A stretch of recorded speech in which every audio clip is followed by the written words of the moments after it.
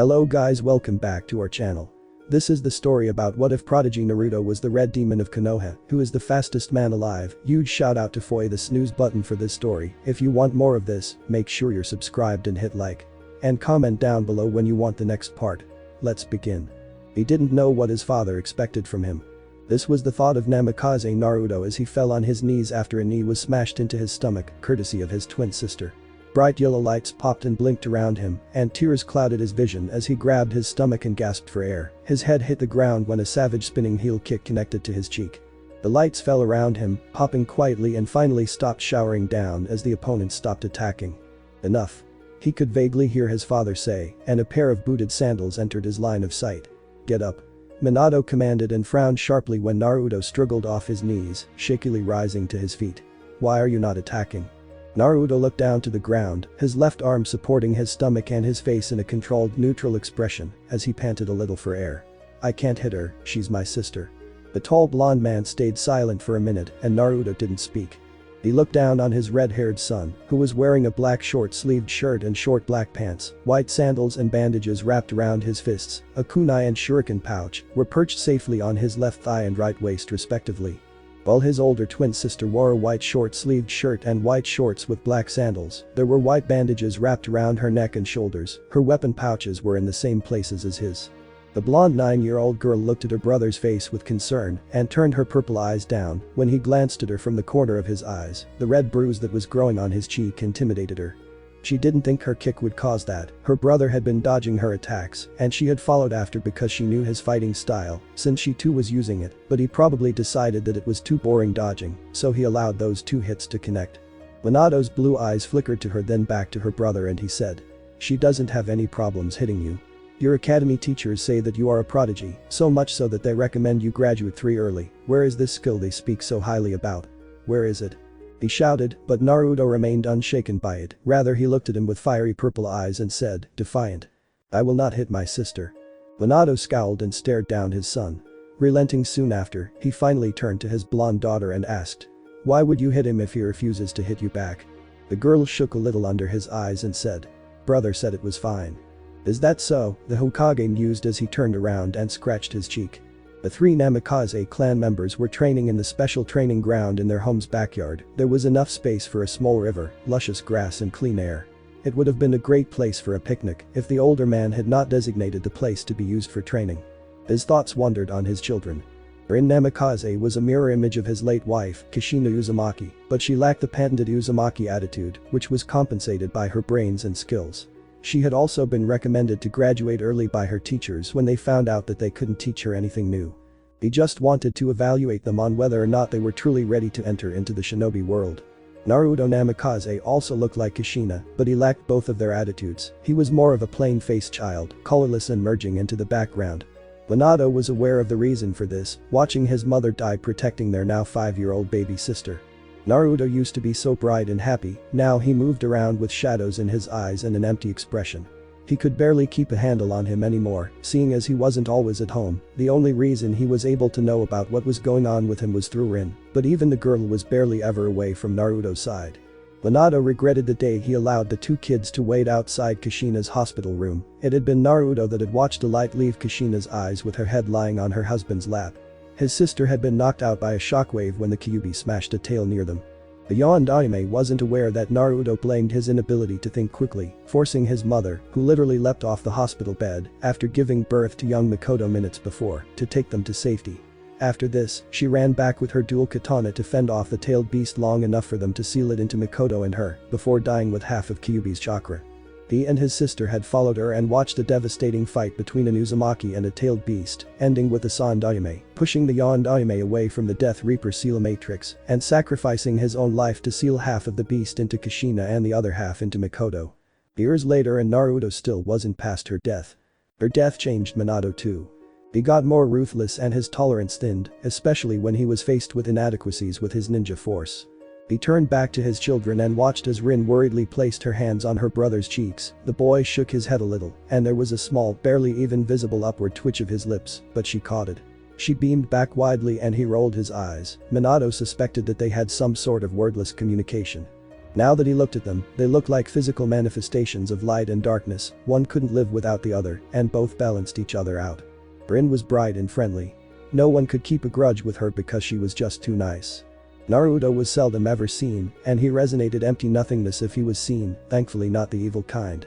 He suspected that Naruto was better than Rin when it came to combat and knowledge, but he wanted to see it for himself if the boy ever really wanted to graduate early. That was when he made his decision. "Tiger." He called and looked to his right when a tiger mask on Bu operative flickered to his side. "Summon Fugaku immediately. Tell him to come with Itachi." "Yes, sir." And he was gone in a well-executed body flicker jutsu. His children had now forgotten about his presence, as Rin was now chattering into Naruto's ear about something only they would understand, while the boy's eyebrows were partially raised as he listened. His hands were in his pockets, and he leaned back a little when the girl flapped her hands as she described something to him. Iruka-sensei called it a tree warthog, but it looked more like an Iwagakure pig. She waited for him to speak. "Why do you think that?" "Well, you see, a tree hog is green, and an Iwa pig is brown with a short horn on its forehead, just like the one he pointed at." She was talking about a time in class that Iruka had shown them a picture of a tree hog, but she had objected and called it an Iwa pig. Naruto could remember the day very well. She was seated beside him and had to hold her back from lunging at the academy teacher. Naruto was about to speak, but a cough interrupted them. He looked to the side at the person and remained neutral when he saw that it was his academy rival, Itachi Uchiha. Both stoic boys narrowed their stares before they looked at their fathers, who nodded to each other in respect. Minato spoke first. "Since you don't want to fight your sister, then you will fight your cousin. Will that be a problem?" Itachi was in a long-sleeved black shirt and white shorts with white bandages also wrapped around his fist, like Naruto. "No." Both prodigies unanimously replied. Both fathers smirked. They could taste the tension in the air as both cool boys glared at each other. The wind picked up around them as this happened. Minato dragged Rin away, who was openly glaring at her Uchiha cousin with bared teeth. "Get into your stances." The 9-year-old boys lowered into their respective fighting stances. Itachi in the Uchiha taijutsu stance and Naruto in the hummingbird taijutsu stance. "No holding back," Minato declared. "Don't plan to." They muttered to themselves and their eyes twisted, forming 3 Tomo Sharingan. Fugaku tried to suppress his surprise. It wasn't their first time witnessing Naruto's Sharingan. He knew that the Namikaze clan, a clan that was almost extinct, were an offshoot of Indra Otsutsuki's second son. They weren't able to unlock their Sharingan since the genes were extremely recessive. In return for not inheriting their forefathers' Jujutsu, they were gifted with unnatural bloodline speed and shared a high affinity for ninjutsu, along with their Uchiha cousins. The reason the Namikaze were reduced to solely the Hokage's family was because the chances of reproducing in either gender were incredibly slim. Luckily for Minato, he married an Uzumaki whom he loved, so his chances increased exponentially. Namikaze couldn't unlock their Sharingan, history was proof enough. Minato swore to investigate into his late wife's genealogy after the match. Rin looked on, hoping that this fight with Itachi didn't end up like the last one, both of them with broken fingers, sprained calves and slight concussions. Alright. Hand-to-hand alone fight. Begin. One thing that Naruto had inherited from his father was speed. Not just the simple ability to run fast, but the ability to move so quickly he was able to make up to 5 clones of himself without using jutsu, even at his age. He called them his ghost clones since they couldn't be touched, but they could touch their opponents. He predicted that when he was older, he would be able to make hundreds of ghost clones, maybe even 1,000. His ability to make speed clones wasn't something he used all the time, seeing as the stress was monumental, so he resorted to not making any clones to face his eternal rival. Itachi had been fighting Naruto for as long as he could remember, and even though he could attest to knowing most of his moves second to only Rin, he still didn't know enough to make Naruto completely predictable, the same with Naruto to Itachi. Naruto's body flickered from where he stood, and Itachi leaned to the side away from a punch to his neck and swung his leg. Naruto caught the limb with both hands, but let go when the Uchiha had a kunai slip out of his sleeve to slash his hands. The red-haired speedster appeared in front of Itachi, and a speedy taijutsu match ensued, so fast that every time that contacted for a counter or a defense, a short burst of light flashed from that point. In truth, Itachi couldn't keep up with Naruto's raw speed, but his bloodline was working overtime to see 5 steps ahead of Naruto. His muscles were screaming at the strain of pushing his physical limits. He stepped back when he saw an opening and threw his leg straight at Naruto's stomach, air blasting from the boy's mouth on contact, but it didn't distract him long enough. He thrust his knee upwards at the leg and clipped the Uchiha prodigy's ankle as it was hastily pulled back. Itachi winced from this and hopped away. He saw that his ankle was inflamed from the last counter. He had to keep his distance. He flashed through 3 hand seals. Shadow Shuriken technique. He threw a fistful of shuriken and muttered again. Molten Shuriken technique. He clenched his fists to control the flight of the hundreds of shuriken tied to the strings on his fingers. The red-haired boy looked at the attack whirring at him with dangerous speed, and his Sharingan spun quickly in their sockets. Time slowed down as he got his legs into a ready stance. The ground cracked a little as he did so. His eyes counted 507 shuriken in total that glowed bright red with fire affinity chakra and all connected back to his opponent through many strings. He grabbed 2 kunai from his left thigh pouch and channeled water affinity chakra into them as he spun them on his fingers. Water kunai blades. Water blades shot out from the kunai and spun with the blades. The burning shuriken bounced off his sharp water defense. Shards of steel peppered around him, just outside his spinning defense, and when they stopped, he threw the blades at Itachi, closely following the weapons from behind. The Uchiha kicked the blade away with the sole of his sandal and maintained momentum of his spin, sending a hook kick at Naruto and connecting it cleanly with the boy's cheek. The Namikaze followed the motion of the painful blow and flipped to the side. He jumped to Itachi like a dart, but his body phased out of the air, like he was a mirage. Itachi knew better. There weren't many people in Konoha beneath the Chunin rank that were able to defeat Itachi in any sort of fight, but when it came to Naruto he was never able to win. He kept count of every loss and learned from them, but it never seemed to be enough. Most times he felt like Naruto was humoring him in their rivalry, as he knew Naruto could finish a spar in 2 minutes flat if he ever got tired of it. Like now. Ghost clone technique. There was a violent hum in the air, like electricity passing through wire, and 5 Narutos materialized around him. They were blurry on the edges at first and hard to discern, but their features sharpened and became clear, perfect copies of the original Naruto. The Uchiha's Sharingan wasn't able to find the real Naruto, since they all had the same chakra signatures, seeing as they were simply all the same Naruto running around at such speeds that they were all formed. The 5 clones surrounded him, and his Sharingan caught a small string that connected each of them. Experience had taught him that he couldn't cut through it. He almost lost his fingers last time he tried it. The humming in the air increased as the Narutos all took the same positions, their legs set like they were about to leap forward, and their right fists pointed at the Uchiha in the middle of their circle. The humming stopped abruptly, and all the Narutos dove at him with low Chunin speed, their default speed when Naruto used his ghost clone technique. Itachi leaped high into the air, and the clones phased through each other under him. 2 jumped at him to keep him inside the string circle. The black-haired boy hissed as a blow met his stomach, but a countering kick merely passed through the clone. Perspiration dripped from his head as he punched again, but this attack was slapped away easily, and a clone behind him smashed a heel to the back of his head. This attack rocked him to the ground, and the Uchiha landed on his hands, flipped to his feet and jumped over another clone. He attempted to form a jutsu but hissed in pain as a ghost string wafted over his left arm, burning off his sleeve and reddening his left arm. The pain distracted him enough for a clone to trip him and another to follow this action, with an elbow straight to his chest, right before he disappeared into red mist, leaving 4 clones. These clones surrounded the downed and very tired Itachi. The humming in the air increased as they stopped moving. One by one, the clones exploded into red mist, leaving just one Naruto to stand above him. Naruto looked down at his rival with dull eyes and placed his left foot on Itachi's neck. The contact had him hiss in pain from the heat resonating from the limb through the footwear, an aftermath of running at such speeds. Their Sharingan clashed dangerously as they cancelled each other's genjutsu in painful silence, until Itachi closed his eyes. "That's enough, Naruto," Minato declared as he tried to understand just how much power and skill Naruto was holding back, even as he didn't have the Kyuubi. Naruto walked away from his opponent to his sister, suppressing the amused snort at the sparkling stars in her eyes. "I guess your teachers were right." Naruto shrugged and sat down on the grass in a huff. He then laid down and closed his eyes. Rin giggled into her hands when she noticed that he was now snoring. Making ghost clones take a lot out of him, not just chakra. "Amazing. He's just as fast as a Jonin Namikaze." Fugaku commented as he helped his son to his feet. "Go and treat your wounds, Itachi." "Yes, father. When he wakes up, tell him that both of you are ready to graduate.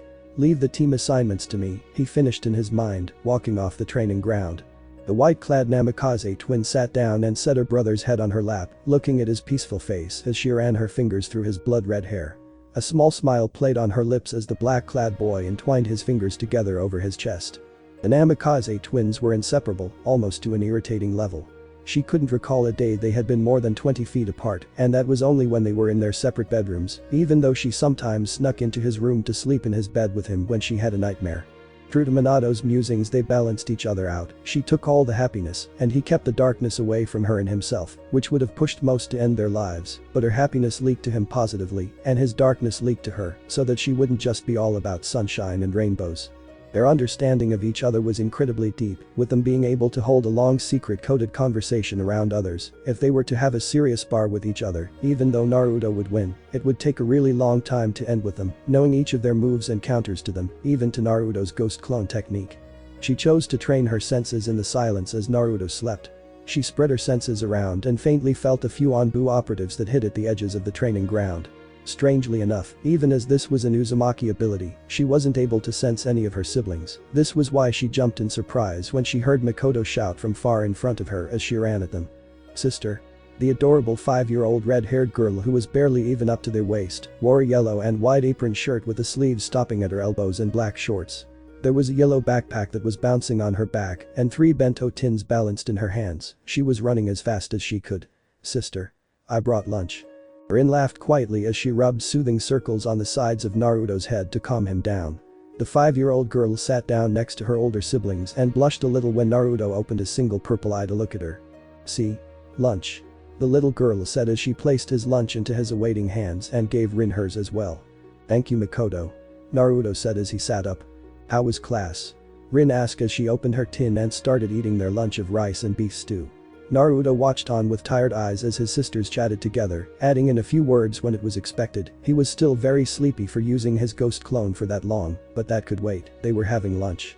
Makoto Namikaze was being homeschooled by one of Kushina's former students, Yugao Yuzuki, for the past year, and the Anbu captain's summary during this year was that Minato's genius might be genetic.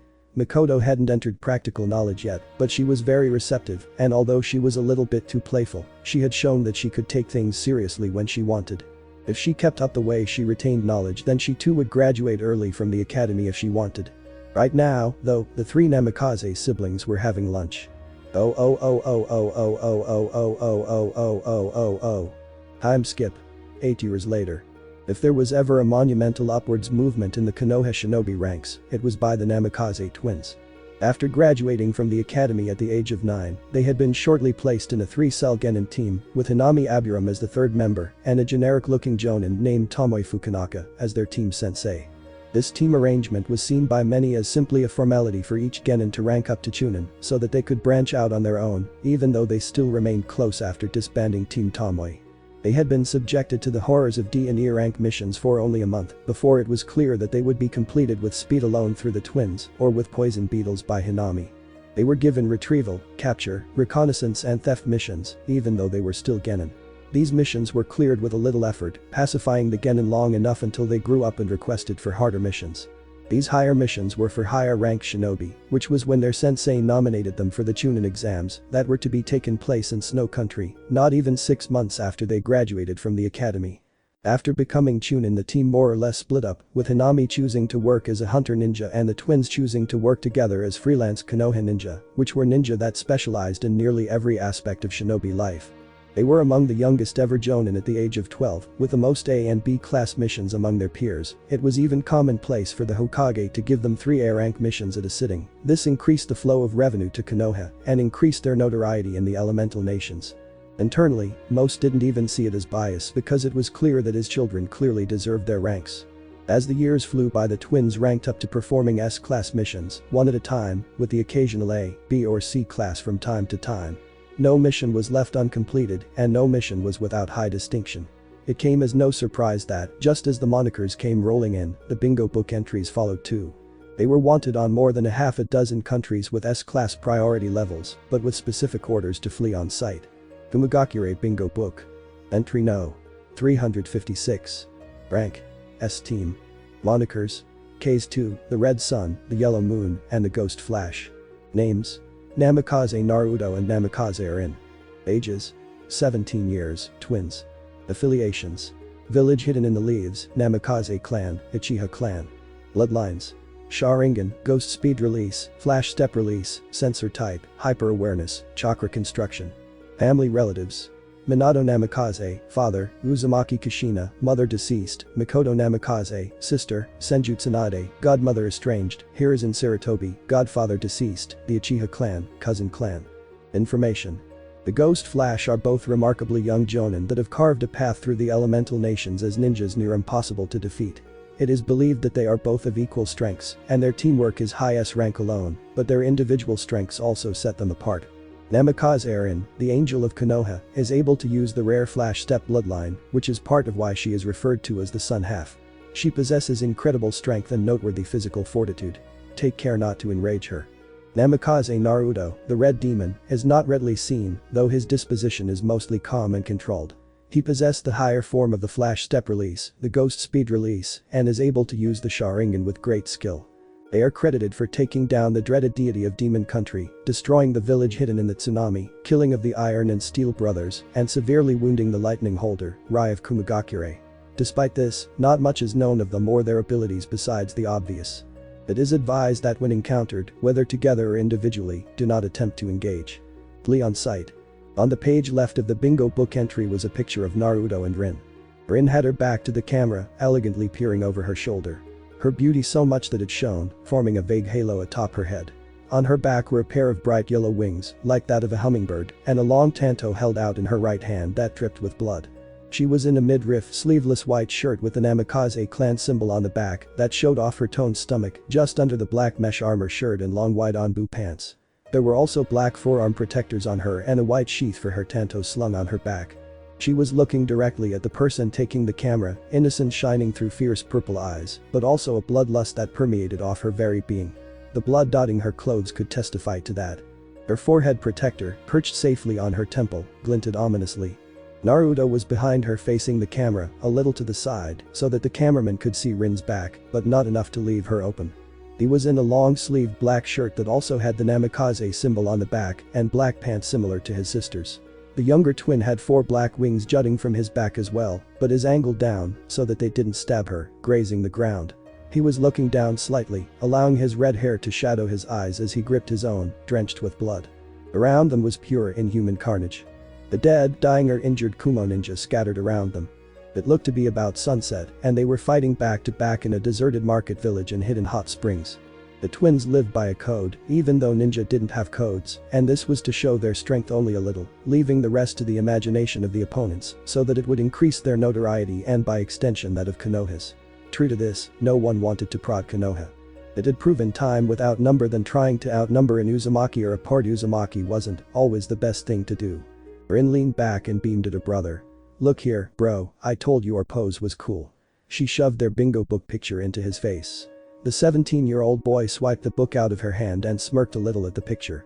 "It's okay, but I would have looked even better if I had my Sharingan on." He tossed the picture back at her and settled in a little more comfortably in his chair. The two were sitting in a high-class restaurant. Rin was in a sparkling red-white dress with white-heeled ninja sandals hidden under her dress. Her smooth shoulder-length blonde hair was tucked into a neat ponytail. Naruto was in a black shirt that had a suit drawn on it with black pants. It was the closest Rin could get for him to be in a suit, mission or no mission. They both wore black wigs and had on black contacts to further show how generic they were supposed to look. They had been sent by their father on a mission to Kumo to assassinate a human trafficking boss from Konoha who had fled to Kumo during a raid on his headquarters. He was continuing his operations in Kumo. The twins were to kill him without drawing attention to themselves. Naruto sipped his glass of water and scratched his cheek in boredom as he looked at their target, a well-built man in a sharp black tuxedo sitting on a plush red seat. On each arm there were 2 women dressed in skimpy black dresses with no other distinguishing feature, so Naruto didn't bother trying to memorize their faces. "How do you think we should do this?" he asked his sister. The girl hummed and lightly ran her pointer finger over the rim of her glass of water, pursing her ruby red lips in thought. "How about poison? Contact poison," he added. "Agreed. I'll do it. He seems to like women more than he likes men," she said playfully. Naruto rolled his eyes. "Obviously, just be careful, okay? I don't want to bail you out of trouble again." She laughed behind her hands and kicked his shin. "That was one time." She then slipped on a pair of elbow-length red gloves that the back of the hands were laced with poison, smirking at her younger twin and saying, "Watch this." Her eyes softened and her lips pouted a little, her shoulders slumped down, and she clasped her hands together over her budding, an image of a lost girl. She stood up and sauntered seductively to the man's table, making sure to seem like she wasn't the one drawing in the eyes of nearly every customer in the restaurant. With her smooth yet timid motions, she had them all hooked and they didn't even know it. Naruto shook his head a little in exasperation and leaned back in his chair so he could idly keep his eyes around the restaurant while his senses were locked onto the tiny chakra network of their target. When he noticed that the man's network was pulsating, his eyes zeroed in on their lips to read them. Sir?" she just barely said, gently playing with her fingers. The degenerate man looked over her slim figure, perfectly accentuated by her yellow and white dinner dress. His eyes stayed on her left thigh, exposed by a fashionable slit. He grinned. "Well, hello there." Naruto felt his skin crawl. "How can I help you?" He idly pushed the two girls hanging off his arms away and patted the now vacant seat for Rin to take a seat. The girl did so gently and bashfully tried to keep away from the man as he swung his left arm over her shoulder. "I was just wondering if we could," she said it slowly, in a voice so thick with seduction that he could feel the beginnings of a boner. He leaned forward in expectation and grabbed both of her small hands in his right hand, rubbing the back of her hands with his thumb. "We could," she looked down at their hands and both twins thought. "Bingo." She hastily removed her hands and stood up. "I wanted to share this table with you, but I just noticed another vacant space. You can go and call your Little did Mr. Kaoru know was that weeks before today, the twins had been systematically destroying his trafficking network, burning every root he had in any country, until all that was left was to cut off the head of the snake. He didn't even have a house to go back to if or when he left the restaurant. Naruto watched on as a small cough hit their target and he used that opportunity to let both of them out of the restaurant. Mr. Kaoru wouldn't survive the night. As they were far away from the restaurant, the girl twin took off her gloves and set them on fire with a simple fire jutsu. Meanwhile, Naruto sealed up the ashes in a scroll to scatter it far and wide. It was a long A-class mission, 3 months long to be precise, but they were now cleared to go back to Konoha for a break. The angel of Konoha bashfully slipped behind a tree to take off her dinner dress and replace it with her combat uniform, slipping on her jonin flak jacket and forehead protector when she was done. It wasn't that Naruto hadn't recently seen her naked, they stayed in the same apartment in the Uchiha clan compound after all, and their motel room was too small for any kind of forgettable privacy, but her faux bashfulness was to be careful if any other person saw them. Her uniform was particularly horrible when it came to stealth missions, but she made up with her speed. Naruto too climbed into a tree and changed into his jonin combat uniform, tying his forehead protector on his left upper arm. He patiently waited for his sister to finish dressing as he allowed random thoughts to enter his mind. In Konoha, even though they could very well work and live separately, they had both been dubbed the strongest ninjas there, and pretty much all the other places they were individually A rank, only those that weren't up to date with the bingo book challenged them. It was a non-verbal agreement between the twins that they wouldn't always fight together, they would work separately 10% of the time. The red demon silently dropped down beside his sister when she tied on her hit 8 so that they could begin their run back to Konoha. Even though it was well past midnight by the time they arrived, the first place the Ghost Flash reported was to the Hokage, their father. Naruto stood at attention while his sister chose to laxly sit down on the windowsill, twirling a strand of her soft blonde hair, which was now out of the ponytail. The red-haired twin handed over the written mission report to the Hokage and said, "Mission complete, Lord Fourth." Minato looked at him with raised eyebrows, then he remembered that at the moment he wasn't their father, rather he was the Hokage. He flipped through the neatly written report and asked, "Any complications?" "None to note of," the boy answered curtly. "We were wondering why you told us to return immediately. Rin wanted to go for a little shopping." The girl snorted. "And you wanted to check out that brothel, damn horn dog." The corner of Minato's lips quirked up in amusement and he chuckled as he rubbed his forehead. He was really sleepy. "I wanted you guys back here in time for the Chunin exams," he said quickly before Naruto could retort to Rin's taunt. "That's next week, if we ran at full speed it would have taken us 3 days." Naruto pointed out and sat down on the chair in front of the desk. He leaned back and folded his sleeved arms behind his head. The twins' choice of weapons, 2 tantos, were leaning at the far corner of their father's office, near the door. I know, is it so bad that I want my kids back home?" Rin giggled and shook her head in exasperation. "Don't try the guilt card with us, Dad. You know it won't work." The mission report had ended, now they were speaking with their father. Minato laughed and sat back on his chair. "I guess not. But I honestly just wanted you guys back home. 3 months is a long time, you know." The years of being the Hokage hadn't been too kind. The man, streaks of gray peppered in his blonde hair and light crow's feet were at the corners of his eyes, no wrinkles just yet. He had even lightened up on how he treated his children and the people who worked under him. He looked at both of his older children proudly, one who looked back at him with a small smile in his eyes, and the other who looked back while she was picking her nose. He swiftly ignored that, they were now much stronger than him, and he wasn't afraid to admit it. "We send messenger hawks back to you and Makoto every week, Dad," Naruto said as he looked at the pictures on his old man's desk. Pictures of him and his 2 other siblings as babies. When the twins had graduated from the academy. One of him standing proudly in the center of the snow stadium after he had finished beating the last opponent, his sister. He initially wanted to forfeit, but his twin insisted that she too wanted to truly find out who was stronger between them. She was almost as fast as he was, but she couldn't make ghost clones or nearly half of the speed-oriented jutsu he could. Though physically speaking, her regeneration was higher than his, and her strength was much, much higher. At that time, he was stronger than her. Now that they were jonin, and at the peak of their shinobi careers at such a young age, they were both as strong as the other. If they were ever to fight without holding back, their speed alone would tear a hole in space and time, creating a black hole, Minato theorized. That fact was never proven since no one wanted to take that chance, though the twins did spar, they merely set limits. The next picture was of Makoto, the youngest Namikaze prodigy, grinning ear to ear with her newly minted hite proudly shining around her neck. Her own combat uniform was a deep blue and black battle kimono. She had on black shorts and black knee-high socks. Strapped onto her back was also a katana, which was one of the bladed requirement if you ever wanted to be called an Uzumaki. The others were the chakra chains, the chakra levels, chakra density, regeneration, a genetically high fuinjutsu proficiency, red hair, purple eyes, and to a much lesser extent, the fiery personality. The last picture there was of the whole Namikaze family on the day of the Kyuubi festival, when the twins were 12-year-olds and already jonin.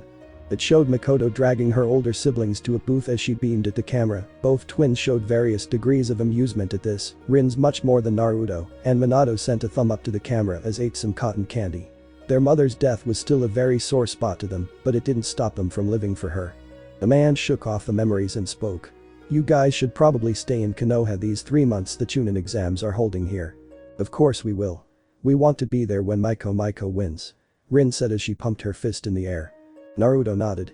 This whole Chunin exam is just a formality, she's got it in the bag. It couldn't be seen on his expressionless and almost even dull voice, but his purple eyes burned brightly. What do you think, father? Speaking from the Hokage's standpoint, I'm not meant to be partial and choose who to win from Konoha. He then leaned to them conspiratorially and they leaned in as well. But from the father's point of view there is no way she would lose to anyone. Rin whooped and laughed. The old Namikaze then put on his serious face, and Naruto signaled for his sister to keep quiet. Rin, you're going to be keeping an eye on the 4 gates and Naruto, I want you to be with me here until the exams start. Sure. They both said as they exchanged suspicious looks. What of when the exams actually start? Naruto asked. Both of you will be my guards in the Kage's box, which will be during the 3rd part of the exams. Nothing unusual there, Naruto and Rin were his escorts if he was to ever leave the village. You two will be part of the patrol squad in the 2nd part. Anko will brief you. He allowed the sinister air to linger before he finally said. Dismissed. Oh. Next week. The Forest of Death. Makoto Namikaze stabbed her katana down, straight through the left shoulder blade of a waterfall genin male, and casually nicked the earth scroll from his hand, ignoring the downed ninja's pained screams with practiced ease. She nodded and slipped the scroll into her backpack and turned to her teammates, watching as Uchiha Sasuke ducked under a kunai slash and drove his fist into the attacker's stomach, then another fist followed into the gut and finally flipped forward, smashing his heel into the older genin's forehead with a resounding crack, knocking him to the ground. He looked at his female rival, his 2 Tomosha Ringan spun to a stop, and without looking threw 3 shuriken at Sakura's opponent, nailing his calves and felling him. Thank you Sasuke. Sakura shouted, but the Uchiha ignored her in favor of looking at the Namikaze genin. He had the earth scroll. I think we've got enough.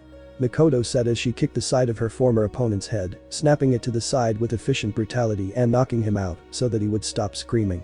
She easily pulled out her katana from the unconscious ninja's shoulder and smoothly sheathed it back onto her back. Yeah, let's get going. I'm getting this bad feeling, Sakura Haruno, the team's medic, said as she hugged herself. Her teal-green eyes looked around, suspicious of the goosebumps rippling up her arms. Makoto furrowed her brow at this and looked at the sun. It was about noon, and it was their 3rd day in the forest. This being because they had gotten lost on their first day there.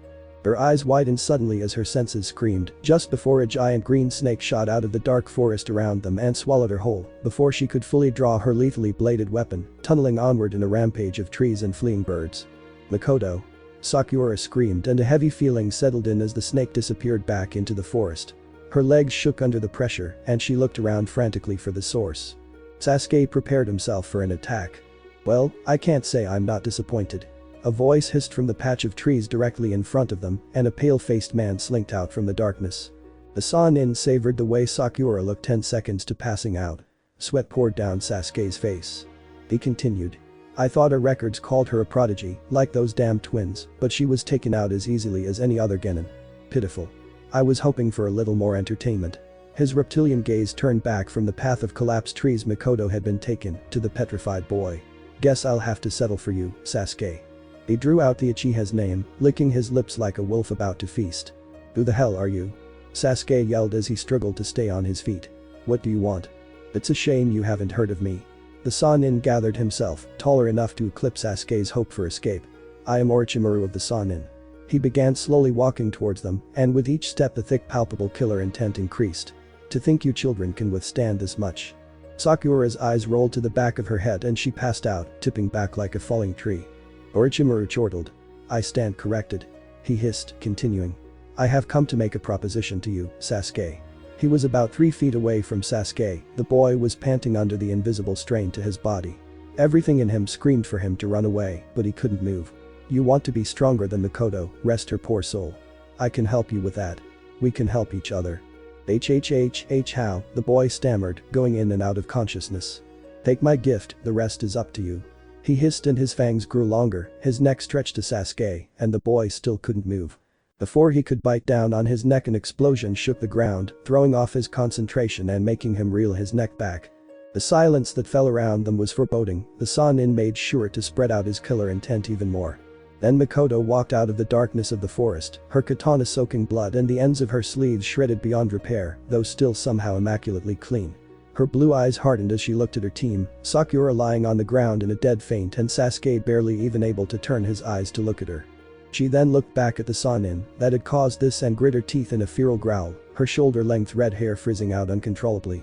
She got into the first stage of her Uzumaki Kenjutsu stance, her legs in a ready position and both of her hands squeezing her katana handle as she held it to her right side vertically. Orochimaru looked at her in amusement, making sure to show her how much beneath him she was. She lives. The snake blood that was on the katana gently dripped on her hands. Leave now, or else. Or else what? He taunted, licking his lips in anticipation, feeling the tendrils of killer intent pushing back against his own. I will kill you. You can try, child. Give me all you've got. He didn't want to know why his killer intent wasn't affecting her. He might as well humor her in a short fight. Let's pray you're as good as those twins. We'll see. She said quietly and bent her legs a bit before she lunged forward, and her body turned into a partly visible blur, not even close to how fast her brother and sister were, but mid-Chunin was still considerably fast. Orochimaru slithered to the side as a katana materialized and intended to slice off his arm. His palm struck the weapon as it came down, but the girl used the momentum of the blow to send a spinning heel kick that was in turn blocked by the older man's forearm. She slashed upwards with her weapon and twirled the weapon once on her hand, once before she stabbed it into the ground and leaped over it, her hand still holding the weapon, forcing the man cross his arms to block the barefaced dropkick to his face. She kept cycling kicks at him until she was about to drop on the ground. She rolled away from the axe kick and twirled her weapon again, holding it in a reverse grip. Orochimaru had a kunai slip out of his right sleeve into his hand. The girl ran at him full tilt, and the fight continued, the speed and intensity of the fight increased with every strike. The man's grin stretched wider with each smooth motion of her attacks, until he finally grew bored of her focus on his neck, spinning in a circle and tripping the girl. For a quarter of a second, Makoto was suspended in the air by the leg sweep, shocked defenseless. Orochimaru's right leg shot up, driving a heel into her chest, and evidently ending the fight in her with a hard painful exhale of air. The man looked down at the tired girl and was about to slip a knife behind her ear, just to spite her father, but his kunai was violently knocked out of his hand, courtesy of another kunai. He looked in the direction the weapon was thrown from and briefly scowled at the Naruto, who was sitting on a branch, and Rin, who was sitting at the base of the tree. The female twin sent him a finger-wiggling wave, and the boy gave him a small frown. I think that's enough, Snake Sannin. So, you finally came. Took longer than I expected. The man bit out a sneer. A second late and you would have lost your sister. Oh no, make no mistake, old man, we've been here since the beginning. We just wanted to see how she would do against you. The female blonde speedster said lightly. The snake summoner wondered how they were able to hide from his senses. Naruto then added. Plus, it would have been nice if you were clearer on why you were here, you know. His sister nodded in agreement. The red-haired teen dropped off the branch, and as his feet touched the ground a short quick hum resonated from his body outwards like a bubble of air, cancelling out the older man's killer intent. Orochimaru scowled deeper at this but kept his eyes fixed on the twins. The boy looked over his shoulder at his twin sister, and she nodded, walking up to the old Sannin, wearing a fearless stare. She grabbed her downed sister and her teammates, weightlessly slinging them over her shoulder and hefting them back to the tree. she eased again and down. Naruto stayed silent as this happened, his eyes on the Sannin. He mumbled. That katana doesn't feel like it's for you, right Makoto? The girl nodded timidly. I think a long sword suits you more. Or a broadsword. Rin piped up as she ran her hands over her sister to check for any wounds. She wasn't a medic by any stretch of the imagination, but she was using her chakra senses to scan her body for any openings or abrasions. Or a claymore. Naruto said, crossing his arms and refusing to let Orochimaru out of his sight. Agreed. What do you think, Makoto? Does a claymore sound better for you? She commanded Sasuke to sit down when he stubbornly made for a kunai, feeling his courage return after Naruto cancelled the effects of the Sannin's killer intent. Yeah, I think that one has better reach. My katana is more for elegance, I'm looking for power. Makoto muttered as she painfully sat up. We'll go shopping after the exams. Naruto said flippantly. For now, we have other problems. The sadistic Sannin did not intend to fight either of them at the same time. The last time he did, he was forced to retreat, armless, on one leg, heavily concussed, with a broken nose and a missing eye. His ego burned like the sun. Ambushing them together was probably his worst idea ever. He gasped in shock as there was a short, violent electrical hum directly in front of him, before a hand reached forward from the humming haze and harshly grabbed his neck. The rest of Naruto's body materialized along with his arm. The Naruto that stood guard in front of his siblings exploded into red mist. The snake Sannin clenched his eyes shut, instinctively knowing that the teen had his Sharingan activated. We warned you, Snake Sannin, do not come after anyone we know. That includes our family. He squeezed his fists, tightening the man's throat and lifted him off the ground a little. The man clawed at the hand holding his neck, struggling with his might before he abruptly stopped and smirked at Naruto. I'll be seeing you soon, boy. And his whole body shriveled up and dried. Naruto dropped the snakeskin clone, eyes blank, and his Sharingan blinked off. He left the moment we made him aware of our presence. Damn pervert. Rin whispered. She turned to the members of Team 7 and said. You guys should probably head to the tower. Hi, big sis. And don't drop your guard, that old snake might return at any time. Naruto supplied, pushing his hands into his pockets but not facing them. He was busily scanning the forest for the Sannin's chakra, contemplating releasing his summons to give chase. Though Naruto shook the idea out of his head, that was overkill. Hi, big bro. The girl saluted. Rin looked a little indecisively, sending Naruto a pleading look, and when he shrugged with a chuckle, she dove at her baby sister, hugging her with all her might. Sis, can't breathe. Don't you ever make us worry like that, you hear? She released her and looked over her again worryingly. Makoto nodded and Rin smiled softly. It was Naruto that spoke what was on her mind. Know when to retreat, kid. Don't let your emotions control your actions, and don't come off as predictable, your attacks were too obvious.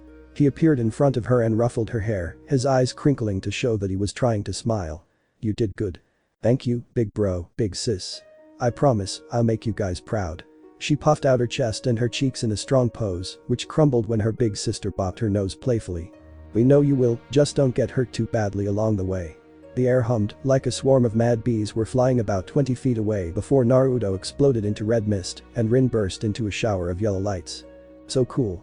Watching her siblings use their signature body flicker techniques was always interesting.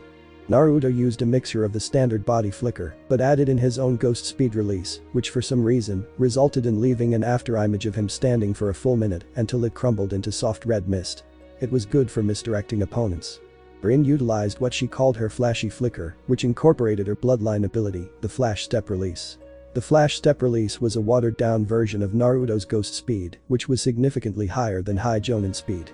This speed though left a short trail of afterimages in her wake. This would have made it predictable, but she was faster than predictable. The afterimages left behind stayed for half a second before bursting into yellow flashes of light, creating an illusion of popping lights appearing and disappearing every quarter of a mile. She negated this effect in her flashy flicker by mixing her bloodline with the standard body flicker, so that instead of a trail of after images following after her every speedy movement, it took every after image that was to be made from her starting point to the end all in one, and these formed small flashes of light, perfectly hiding her movements until it was too late. Shisui Uchiha would be proud. The only known problem with the twins' bloodline speed was that a vibration occurred split seconds before they moved, directly from their bodies to the air. The volume depended on the distance and the seriousness of the movement. They negated it by moving 50 feet with each run before making another body flicker. Makoto wasn't as fast as them, ever for an Namikaze, who were the sole clan that had the flash step and ghost speed release bloodline, but she was faster than her peers.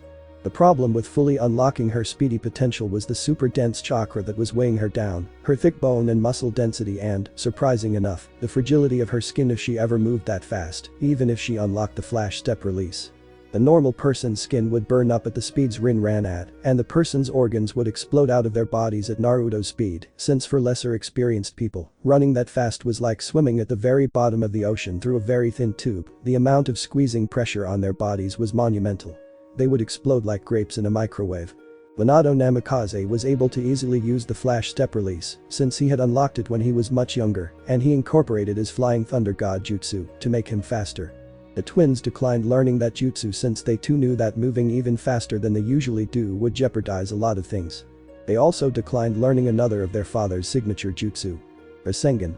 The fourth Hokage, Minato Namikaze, sighed tiredly after his twin children finished their report on what happened. Do you at least have a guess why he was there? He sent a snake to swallow Makoto and ignored Sakura, so I can only guess he was after Sasuke. Rin surmised, perching her head in a thinking pose, seated on a chair across from her father's desk. The old Namikaze hummed in thought. Do you think it's like when he attacked both of you in Hidden Smoke? It was a mission they took 2 years after they became full Jonin, to go and assist the smoke leader round up the mutated pests that were cutting through his shinobi force. The cause of the mutated creatures was obvious, but attracting the ghost flash was a bonus for the Sannin.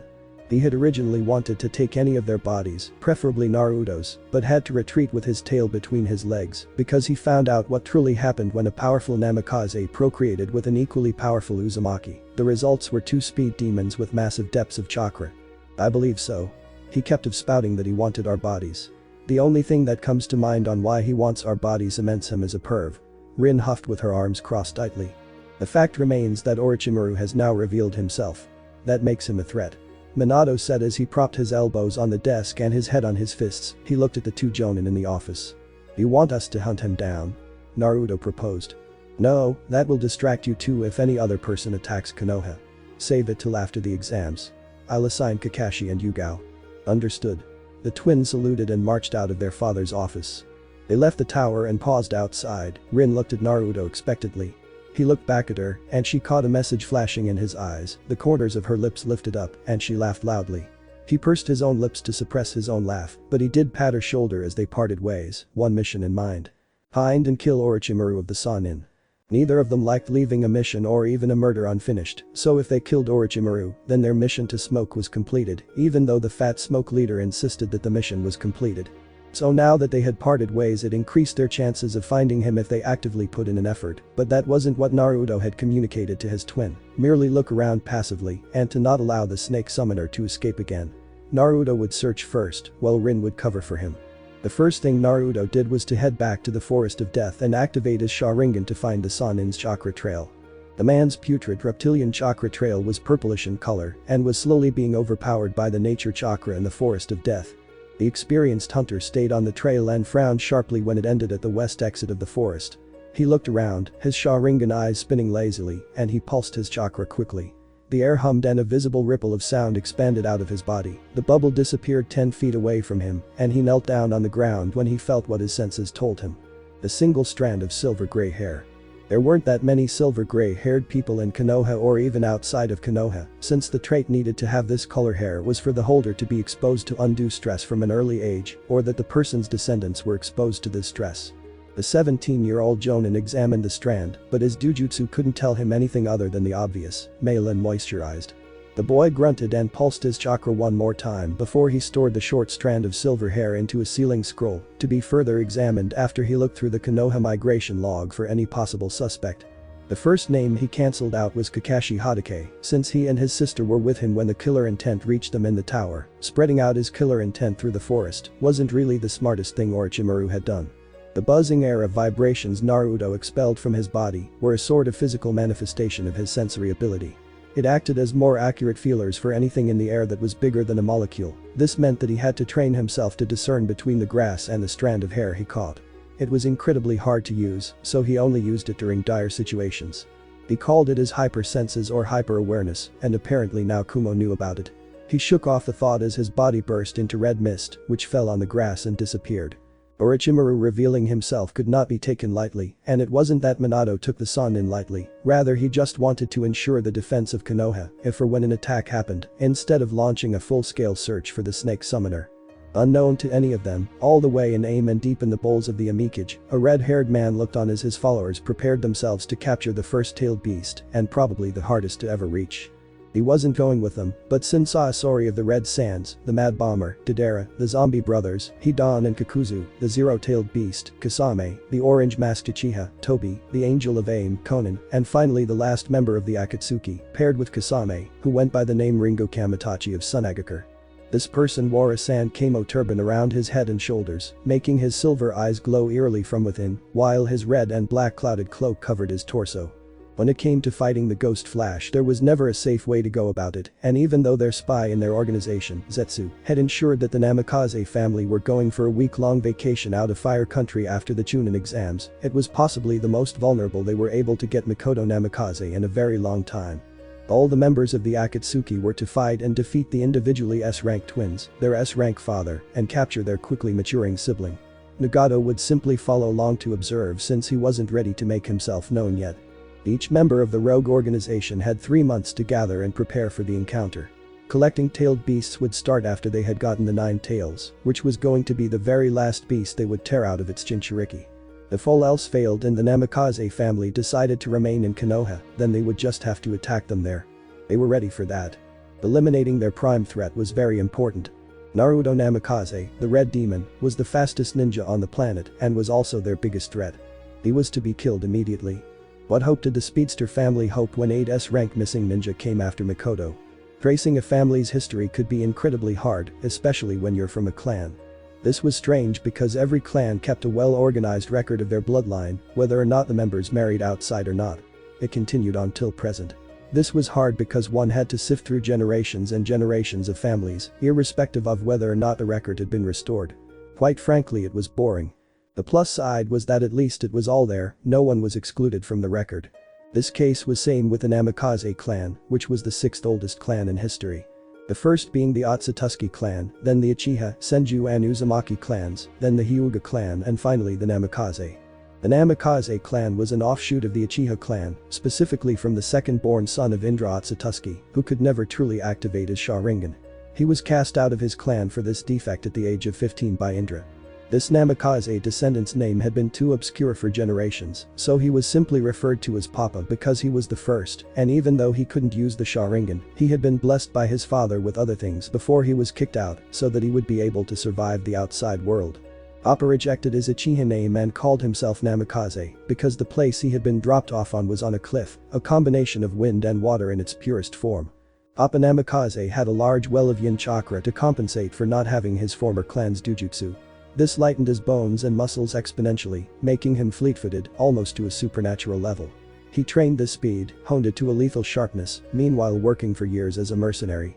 The Namikaze forefather possessed a popular trait among Namikaze men. He was very active beneath the sheets, so it shouldn't come off as a surprise that dozens of women came to him in droves, claiming that they were pregnant for him. This was possible because, naturally, people born in the Sage's era were extremely fertile. He was, quite frankly, the most virile Namikaze in history, and the very first one to possess the flash step release his clan had patented.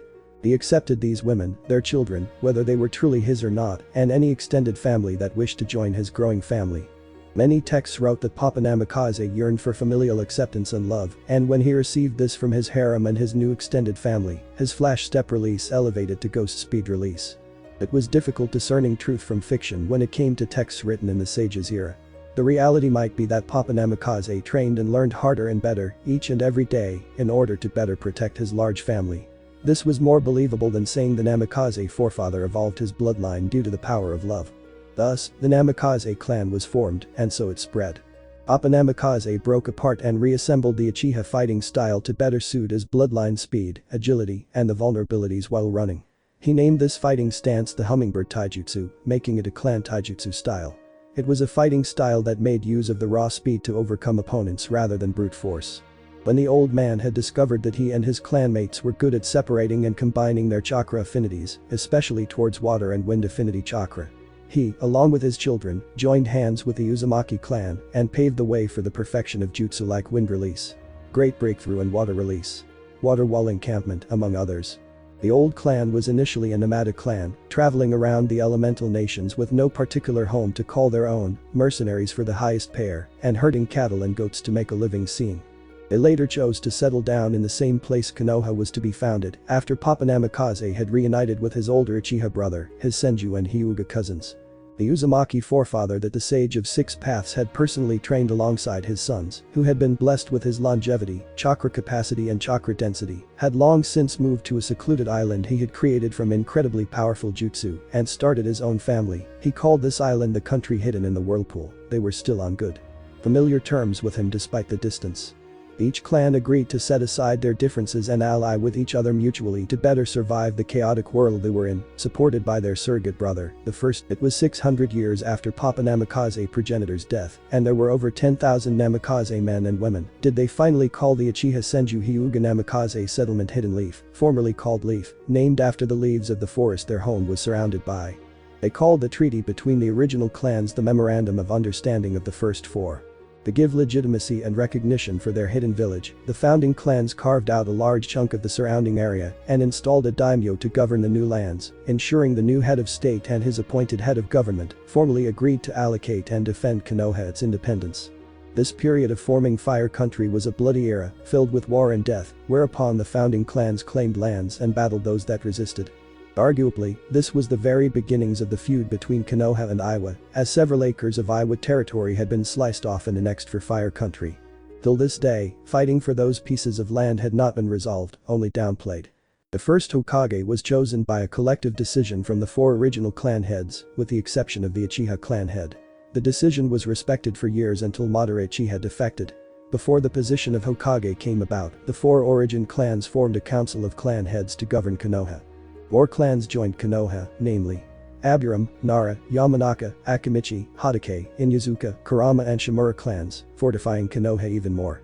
The Namikaze clan was a legendary clan that chose to stay away from the formal leadership of Konoha out of respect for the two more dominant clans, the Uchiha and Senju clans, so they preferred the position of Konoha's traders. Since history has ingrained years of nomadic lifestyle into the heads, the other option would have to become mercenaries, but they couldn't for obvious reasons. Despite their silence and humility, they were never to be underestimated or prodded, and it always seemed that each clan head was stronger than the last. The clan was a family-centric clan, taking a page from Papa Namikaze. They never rejected a clanmate if he or she wasn't able to unlock his or her bloodline ability. And so far this had helped them for many generations. There had been no quickly resolvable internal feuds, and their clan compound was frequently used to settle matters between other clans, origin clans or not. It was when the fertility rate gradually began reducing did it raise alarms throughout the clan. Every method to correct this was unsuccessful, giving them no other option than to let nature take its course. The once mighty Namikaze eventually half died off until Minato's father, the former clan head, died in battle against a battalion of hidden darkness ninjas, leaving him to fend for himself at the age of 5, with hundreds of years of jutsu only the Namikaze could use. It was only providence that the woman he fell in love with, Uzumaki Kushina, was from a clan of high fertility rate, which negated his own low sperm count and passed it on to his children. This meant that the Namikaze clan might have a chance of returning. Minato had been able to trace his family's history straight back to Papa Namikaze, and he found why his son was able to use the Sharingan. His grandfather many times over had married outside the clan, and the child married outside again. The person they had married was an Uchiha who married outside again. This outside marriage went on 3 more times, watering down the Namikaze and Uchiha bloodline, until another child married into the Uchiha clan. This child wasn't able to use the Sharingan, so she married a Namikaze, the child married a Namikaze, then another married an Uchiha. Finally, the outside marriages ended when the Uchiha Namikaze offspring married back into the Speedster clan, until 3 more generations later Minato was born. They assumed that it could only take a monumental amount of fear and devastation that made Naruto unlock his Dujutsu. Naruto loved his mother like Rin loved her father, so it shouldn't come off as strange that watching her die sped up his Sharingan's activation. Or at least that's what he thought. The blonde Namikaze Hokage didn't know that Naruto had unlocked his Sharingan when he was 4 years old, after he had witnessed his father use the Flying Thunder God Seal to destroy the battalions of Iwa ninjas that attempted to infiltrate Konoha, a feat that contributed in making his notoriety, and also a feat that cemented his place as an S-rank, flee-on-sight ninja. Naruto snuck away from his caretaker and his sister to watch his father fight.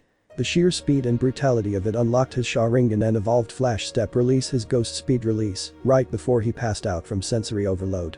Only his sister and Itachi knew of his Dujutsu because, despite having a wicked rivalry with the Uchiha, they were also very good friends. The red-haired boy was a known prodigy, albeit a playful one, like his sister, so evolving his eyes to 3 Tomo took a year to accomplish.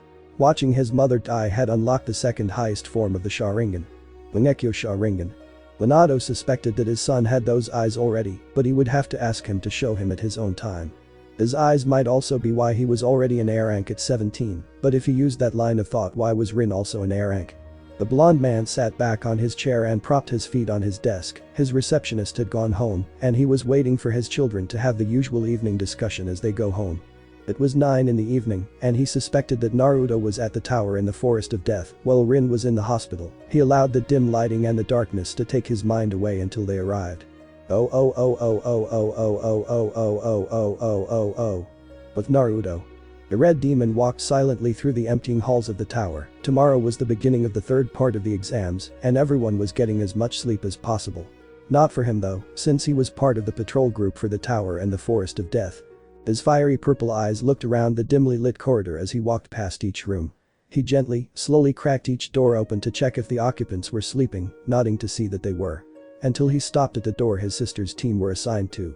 His face remained blank, albeit with a small upward twitch of his lips, when he opened the door a little and saw his sister snoring and drooling on her bed. The pink-haired girl in Makoto's team snorted, shifting restlessly on her bed, and then went back to sleep. Naruto finally looked at the last member of the team and raised an eyebrow when he noticed that he was doing quite push-ups. He opened the door a little more, there not being enough light in the hallway to change the lighting in the room by much, allowing him to quietly observe the Uchiha for 10 minutes before he walked into the room with practiced silent motions. The Uchiha stopped abruptly and turned his head to the older Sharingan user. "Can't sleep?" Naruto asked as he crossed his arms. "Not like you care." Naruto snorted, rolling his eyes. "You're Itachi's brother. Of course, I care." "Well, whatever. What do you want?" the boy said as he continued his push-ups. "I was wondering why you can't sleep, especially when you guys have such an important date tomorrow." Naruto looked around the dim room at where the team had stashed their equipment and weapons. "Don't you have a point to prove?" "A point?" "Yes, a point. Don't you have one?" "I don't know what you mean," Sasuke asked with a huff. He kept powering through the push-ups until Naruto kicked his stomach with the flat of his foot, lifting him into the air and having gravity deposit him on his bed in a huff. "What the hell was that for?" Naruto shook his head and placed a finger on his lips for silence when he saw Sakura flinch in her bed. He trusted his sister to sleep like a log even if there was a hurricane and she was in a boat on the sea. He continued when the pink-haired girl began softly snoring again. "Did you know that sleep deprivation is the #1 cause of death in a shinobi?" The boy remained defiant for half a minute, staring straight into Naruto's blank purple eyes until he sighed and shook his head. "I thought so." "Okay. But, why do you care? And don't say it's because I'm Itachi's brother." Naruto tipped his head to the side and replied. "When I was younger, about your age, I wanted to be just like Kakashi, believe it or not." Sasuke actually scoffed out a small laugh. "Yeah, right. You? Like Kakashi-sensei? That weirdo?" Naruto smiled a little, or tried to. "It's true. He was my role model. I spent 22 hours and 30 minutes training every single day of the week ever since I was 4 to be exactly like him. I even started dressing like him at one point. Mask, gloves, horn and everything." A small, amused smile spread on his face when Sasuke turned wide-eyed at this. "It's true. You can ask Rin." "Then what happened? You're obviously not like Kakashi-sensei." "When I turned Chunin, I was training well past midnight and I passed out from exhaustion. He took me to the hospital and when I woke up, he told me one thing. He told me be myself." "He did?" "I would have thought sensei would love to have an admirer for once." Naruto smiled at that, continuing. "For some time, I was heartbroken, but then he told me that if I really wanted to be like him, I had to make my own path. I didn't even know that he had been my guardian since the day of the Kyuubi attack." "What's the point of your story then?" "Don't be like me, it's not worth it," he said, and some underlying sadness lurked in his eyes as they drooped almost minutely before he looked back at the young Sharingan user. The memory of his dead mother smiling sunnily at him flashed through his mind quickly. Then another memory. Kushina heaved, a gaping hole in her chest, and her mouth choked with blood. In her husband's arms, her head turned to her son, hidden far from sight and horror-struck and paralyzed as his mother paled. Silent rivers of tears ran down from his eyes. The tanto he brought with him to help in the fight laid useless on the earth. Kushina winked. He shook away the memory and hoped the boy didn't notice. Sasuke didn't. The young Uchiha leaned back in surprise. Fumbled for control. And who told you I want to be like you? Itachi told me. Besides, with the way you go around brooding, combining the Uchiha and Namikaze combat styles, and how you try to run faster than your level is evidence enough. The red-haired teen smirked at how flustered the Uchiha got. I don't know what you're talking about. Naruto ruffled his hair. Don't worry kid, your secret's safe with me, and my sister, and Itachi, and your parents, and my father, and the whole Uchiha clan. He leaned back in shock, realization hit him. Wow. You are terrible at keeping things secret, pretty much everyone and their moms know. He laughed a little and closed his eyes, a small grin spread on his face. His hand was still on the boy's head as Sasuke crossed his arms in frustration. Whatever. Naruto turned to leave. Get some sleep kid, tomorrow's a big day. He waved over his shoulder and closed the door. The Uchiha boy sighed and went to sleep, he might as well listen to his hero. He vowed to impress Naruto enough in the Chunin exams to take him up as his protege. The Redeed went to the top of the tower to watch the stars. The red-haired Namikaze later finished up his rounds through the tower, while his sister followed up on the lead he found in the forest, the silver-gray strand of hair. She was scanning through Konoha's migration logs, as the hair was being secretly analyzed in a confidential Konoha crime lab, to see if it was associated with any silver-gray-haired man in their computer database, being done by a former academy classmate they trusted, a lab technician that transferred out of the academy in their second year to enroll in the civilian academy. The ninja life wasn't for everyone. Thankfully, the twins stayed friends with the lab technician. Before we pan over to the blonde twin and watch her own half of the investigation, our red-haired hero's eyes caught something moving quickly in the forest. He raised an eyebrow slowly and narrowed his eyes to see better, since there was no full moon to give any light. He caught the slight glint of glasses. He stood upright and looked back at the door he went through before his body disintegrated into red mist. The world moved in slow motion after this. The real Naruto leaped over the railing of the building's top floor and had his feet touch down on the side so he could run down the wall in a blur. The buzz that came from this was so low it could be chalked up to the crickets chirping in the forest around the tower. The fastest ninja alive appeared directly above his target on a sturdy tree and made sure that his massive well of chakra was well suppressed. He squinted at the person and caught silver-gray hair as he passed under him. The speedster crawled after this bespectacled man through the tree, as silent as one of his many monikers. The red ghost of Konoha. He bent down on a branch, and his purple eyes glowed in the night, behind the person he was stalking, creating an ominous image if he was seen. The person stopped outside the Forest of Death, on the west exit, and Naruto quickly summarized that this was the person that Orochimaru had met before his trail went cold. He began musing on whether or not to capture him, but held back to see what was going to happen. He didn't particularly remember the name of this genin, if he even was a genin, so he merely watched as the person stopped and another person dropped into the clearing. Naruto's sharp eyes caught the glint of the hidden sound forehead protector. What was so important that I had to come personally? Do you know how hard it is to sneak out of that place? Kabuto whispered fumingly. Yeah, you're just scared that the red demon would get you. The person chuckled and made playfully haunting sounds until Kabuto shushed him hastily. Shut up, idiot. What do you want? The darkness around them prevented Naruto from seeing a clear description of them besides the fact that his first target had silver hair and that the newcomer was a very bulky man. The teen squinted at them and refrained from activating his dujutsu. The chakra burst would attract their attention. Lord Itachi wants you to participate in the exams for as long as you can. Did he tell you why? Naruto got comfortable on the branch, sitting on it with his legs crossed and his hand set on his knees.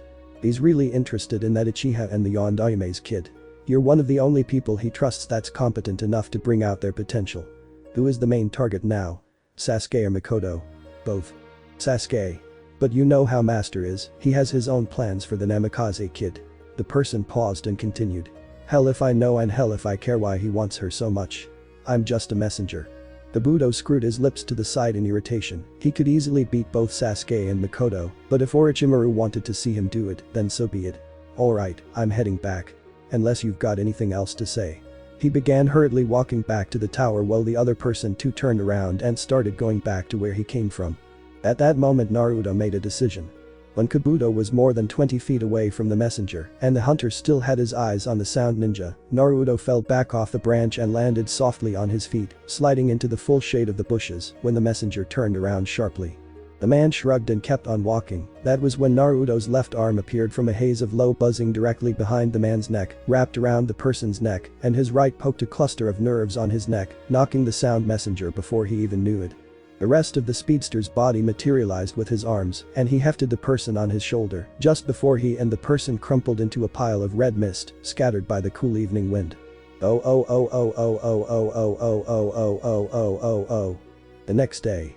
The Hokage of the village hidden in the leaves sat down with his fellow village leaders in their booth after he had announced that the third part of the exams will begin.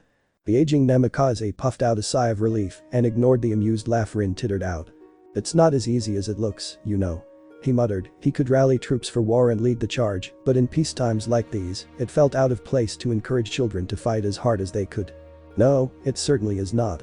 The Kazekage of the village hidden in the sand, Rasa of the gold sand, grunted sourly and idly watched as the twins left the booth to stand outside, guarding the entrance. Akatsuki, the leader of the village hidden in the marshes, also watched on. You have a very accomplished family, Lord Hokage. The blonde man smiled at her and nodded his thanks as he tried to steer the conversation away from him and his family. Thank you. I hear your nephew is attending this exam for his first time. The woman beamed and lilted in her seat. Yes, he is. He was so excited I could barely calm him down. You're the sensei of their team, isn't it a little controversial? Yumi Chow, the leader of the village hidden in the chill, piped in. Not in the least. I don't give them preferential treatment or hand everything to them that I wouldn't give any other ninja. Kamina retorted across Minato. The fast man chuckled nervously as the chill leader bared her teeth at the other woman. Now, let's calm down. I trained the twins before and after they became ninjas until they became chunin. They suffered and enjoyed as much as any other ninja in Konoha. Matter of fact, I'm training my son to be my successor if anything ever happens to me. I'm sure he deserves such a high calling. Yumi said with a wistful sigh as she looked at the Hokage. What would you be doing after you retire, Lord Hokage? I've always wanted to open a store, I don't know which one, but I'll cross that bridge when I get there. He obliviously overlooked the way the chill leader batted her eyelashes at him, winking at her. What will you be doing? I guess I'll just be moving between Chill and Konoha. I like the warmth of this village. It's very inviting. We would gladly welcome you, Lady Yumi. That's enough flattery for today. We have an exam to watch. Kamina said with a deep frown before she sent an accomplished grin at Yumi and winked at the Hokage. Minato furrowed his eyebrows in confusion, then he shrugged and watched as the second match started. The waterfall leader, Shibuki, laughed to himself at the legendary obliviousness of the Leaf's Hokage. Outside the booth, Naruto idly watched on as his twin sister juggled 6 shuriken. Each village leader was at liberty to bring along at most 2 designated bodyguards for the exams, and these guards were seated on wooden seats outside the door of the booth, watching the peculiar Namikaze juggle sharp spinning stars. I can do that. One of the marsh bodyguards said and threw 6 shuriken in the air. He immediately regretted it as he fumbled with his hands and closed his eyes, ready for impact any second, but 3 seconds later he opened his eyes and saw that Naruto had each shuriken between his fingers and thumb. It's an illusion. He simply said.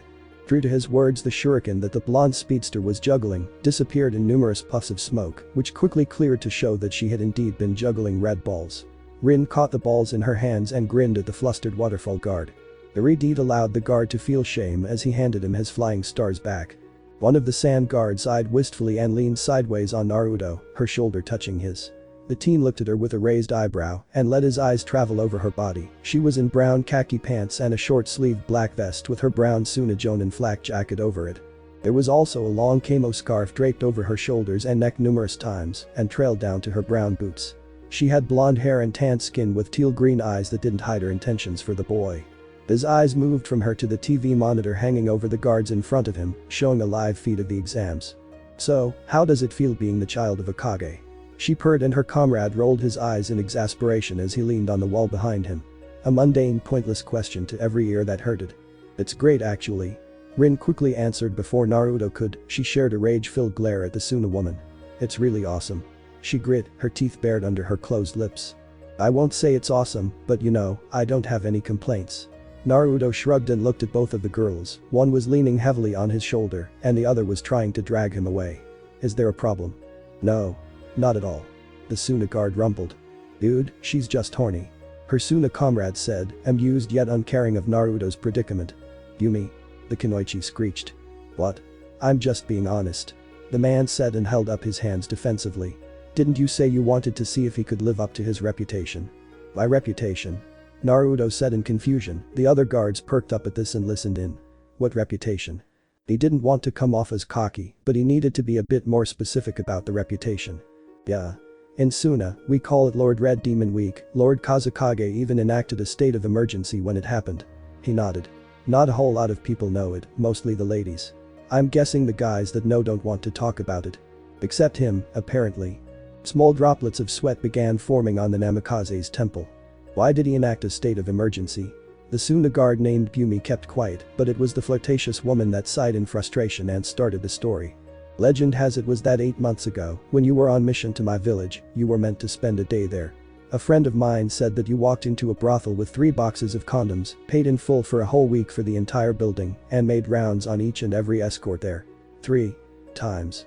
Silence reigned over them as the guards, men and women, looked at Naruto with admittedly more respect. The redhead tried to keep his face blank, but he couldn't suppress the cold sweat that dripped down his red face. He tried to focus on his younger sister's fight, which was being screened on the monitor. The ninja continued her story. Even the matron tagged in, making 28 women. After your first round, more than half of the escorts had passed out, and the noise had attracted a few kunoichi who were patrolling at that time. When they found out, they invited their friends and these friends invited theirs and so on, and so on. The storyteller pouted, crossing her arms. I was outside the village on a mission, that's why I couldn't come, but friends of mine sent me letters telling all about it. Her grumbling deepened, sour at the loss. Naruto gulped and avoided the shocked look in his sister's eyes. I knew you were a horn dog, but I didn't know you could get this horny, she muttered in shock. Well, don't leave us in suspense. Why did the Kazekage enact a state of emergency? A female guard from Chilla asked insistently. Every single or unfaithful kunoichi that wasn't on a mission heard about what was going on. We even have a teeny tiny, small club about you. Definitely not a cult. She laughed dismissively, causing more than a few sweat drops and face palms. It's a fan club, I swear. Yumi shrugged, not sure if he should be bothered or not, that a leaf ninja had spent the week decimating the female population of Suna's ninja force, right under the nose of every guy. That week, the guys didn't hear the screams because we sealed off the building. You haven't told us why there was a state of emergency. The chill girl exclaimed, abruptly covering her mouth with her hands to contain her excitement. I'm sorry. This is just too good. I know, right? Her partner, a male, added with a deep laugh. Well, Lord Red Demon here did them all so many times and so damn hard that they weren't able to walk for 3 whole days. Lord Kazekage thought it was an epidemic. She allowed a laugh to erupt from her lips, and the other guards followed. Naruto even laughed nervously, but stopped when his twin punched his arm. No one was able to make any coherent words or think straight during that time, so he only found out about what really happened a week later. One of the reasons I came here was to see if I can get some red demon. She looked at Naruto and waggled her eyebrows. Naruto was inclined to smirk, if not for the death jabs being driven into his side. And I assume you are also in his cult, I mean fan club? The same chill girl asked mockingly. I'm the assistant secretary general. The woman said proudly. With her campaigning and the kind of votes she got, she would have been vice president, only that she hadn't been blessed by Lord Red Demon. The guards laughed loudly when Naruto ducked his head in shame. I took some chakra replenishing pills, the ones Akamichi use when they're really low. I guess it worked too well and I went a little stir crazy. I vowed to myself that that would be the last time I did that sort of thing. Oh no, you don't. When you come to Suna, splurge all you want, keep your vow outside my village. The legend of Lord Red Demon Week was strong in Suna. Alright, back off, hot stuff. Rin barked so suddenly the guards jolted in surprise. Leave my brother alone, he doesn't need any of your craziness. And what if I don't? I will have Lord Red Demon, over and over and over again. The woman said with a nasty smirk. You can't have him all to yourself, you know, even you aren't that strong. You know what? Rin abruptly stood up, her face turning an unpleasantly deep shade of red. Naruto just barely held her back, bright yellow lights crackled off her skin and popping as they fell to the ground. He lifted his twin onto his shoulder and quickly walked to a corner, away from their prying eyes. Let go of me, damn it. From that point, the guards couldn't clearly hear what they were saying. It started with incoherent yelling, then a thump on the wall they assumed was a punch, or a body bouncing off the wall after a punch, then quick conversation that bordered on gibberish, before silence that delved into soft crying. A long, deathly quiet followed, ending with a long sigh and low, mumbling conversation no one could clearly grasp. There was a distinct hairy moan that came then, before it ended in a longing groan, then finally a secretive laugh and a small giggle after, before the more feminine laugh shushed the masculine teasing hurriedly, and both twins walked back to where the guards were assembled. Rin was smoothing out her flak jacket with her sweaty palms, her cheeks blazing red, and her blonde hair, formerly set in a neat ponytail, was now messy. Naruto's blank face showed no clue on what they were doing outside their field of vision, but his eyes sparkled with a peculiar achievement. They silently watched the twins. Naruto had whipped out a book and was reading it, and Rin was shakily tidying up her hair into the ponytail, her eyes looking anywhere but at them. The blonde twin broke the silence, subdued and shy. "So, does anyone know any games?" The door to the Kage's booth burst open suddenly, and each guard stood at attention as their respective Kage nodded for them to follow. Neither twin knew that this much time had passed. Minato looked between the trussed-up appearance of his daughter, her cheeks blazing red and using her palms to cover them, and Naruto had a half-lidded, lazy look in his eye, as well as his usual lazy backwards lean, something he still kept during his Kakashi craze phase. Their father noticed that his usually messy hair was a little bit scruffier with barely visible hand trails, their tantos were sheathed, and in their grasp, they didn't know that he had her weapon and she had his, but Minato noticed. No, Namikaze spoke for an extended while as the pair's father scrutinized them critically with his eyes, until Naruto's eyes widened suddenly. How did Makoto do? The man allowed him to veer his attention away from them, just that once, as he walked ahead. The twin stalked at his sides. "She's going to fight next month against the Kazekage's son.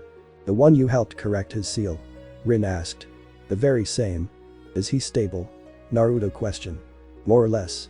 He doesn't really speak during his fight, so I won't know." They exited the building, choosing to walk through the forest of death to the village, rather than follow the well-lit underground tunnel. It was more relaxing. When the last part of the exams come around, the guards are permitted to stay with us in the booth. There's enough space for all of us. The twins nodded and Minato continued, hardly paying attention when Naruto glared darkly into the dark recesses of the forest, anticipating a giant tiger about to leap on them. The animal whimpered and slinked back from them. "What has Ibiki said about our sound friend?" Rin answered her father's question. "He said that the guy must have a really high pain tolerance, both psychological and physical, so he couldn't squeeze much out of him, besides what Naruto told you." The blonde father furrowed his eyebrows in suspicion and motioned for the girl to keep talking. Ibiki asked for his name and the reason why the Otakage wanted Sasuke and Makoto, but he didn't say anything. Even after he told him that he knew that Orochimaru is the Otakage. He was just really surprised, but except for that, nothing. Did Ibiki set Anko on him? Yup. The blonde girl nodded. Still nothing. She thinks she's losing her touch. She sniggered behind her hand and kicked a small rock out of her way. The rock hit the forehead of a gorilla, knocking it out instantly. "I advised him to allow Inoichi to look at the sound ninja," Naruto added, holding his sheathed tanto by the leather strap, allowing the sheath to drag on the ground, creating a thin line as he walked. He was much more successful than the other two, understandably. And, the Hokage prodded his two most trusted ninja, who doubled up as his oldest children. They were among the few shinobi he allowed knowledge of S-class secrets, since they had proved time without number that they were indeed loyal to Konoha. The other few were Yugao, Tenzo, Shikaku, Kakashi, Jiraiya and Tsunade. Plus, they were A-rank shinobi. It would take a large amount of effort to capture them too and torture the secrets out of them. "The written report is in your office in the A-class cabinet." Minato interrupted the boy. "Why A-class?" "Turns out that Orochimaru still wants to kill you, so he theorizes that killing Makoto first would break you." The legendary ninja laughed darkly. "If he kills her, I will kill him. He should know that by now." "He does, but the snake summoner is crazy and unpredictable. The messenger doesn't know all that much why he wants Sasuke." Naruto continued. "Let's assume it's because of his Sharingan. So, no invasion just yet then." The older Namikaze mused. The redhead looked at his sister shortly and continued. "I honestly think that if he does try an invasion it would end before it really starts. There are many high-ranked ninja allied to Konoha in attendance." The spectating chill, marsh, sand and waterfall ninjas were the first people that popped into the older man's mind. The rest included Kakashi, Asuma, Guy, Kurenai, the guards, and many more people.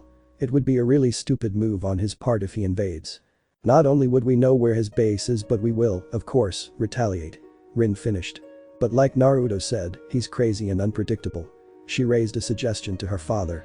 "Do you want us to call Jiraiya Pervy Sage back or maybe look for old lady Tsunade?" Minato and Rin caught the quick twitch on Naruto's jaw at the mention of the slug Sanin's name. He didn't say anything though. "Jiraiya is investigating something in Demon Country for me, and Tsunade is still nowhere to be found. Shizune keeps us updated about her, but she's hesitant to tell us their travel plans. She says it's as far as she wants to go behind Tsunade's back." He half frowned, musing aloud to his children. "We have more than enough ninjas to defend Konoha if anything happens." They nodded in agreement and exited the forest. They were immediately greeted by 5 Onbu ninjas, the Hokage's guards for when the twins were too occupied. I want you two to focus on our barriers and the migration logs. At about midday, take a walk around to the clan compounds. Hopefully they won't mind too much. Make sure you help around. I'll see both of you tonight. The look in his eyes made them know that he had a reason for them doing this. Hi, Lord Hokage. They said curtly, giving their father slight bows. The old Namikaze spared them a smile and walked off into the town as his guards followed, stalking in the secrecy of his surroundings. The Yondaime placed a lot of trust on his oldest children, an amount of trust people would consider unadvisable, but he wasn't a lot of people. They were his greatest pride, and he always felt like they were still trying to prove something to him. Namikaze Makoto had big shoes to fill, considering just who her father was and her older siblings. She was born with a chip on her shoulder and bore the full weight of expectation. The twins and their father had to repeatedly remind the young girl that she was already considerably strong for her age. She didn't need to go over and beyond to show them she was a progressively capable kunoichi. The 12-year-old Genin wanted to use the Chunin exams to show them that she could reach their notoriety. Winning it was just an added bonus.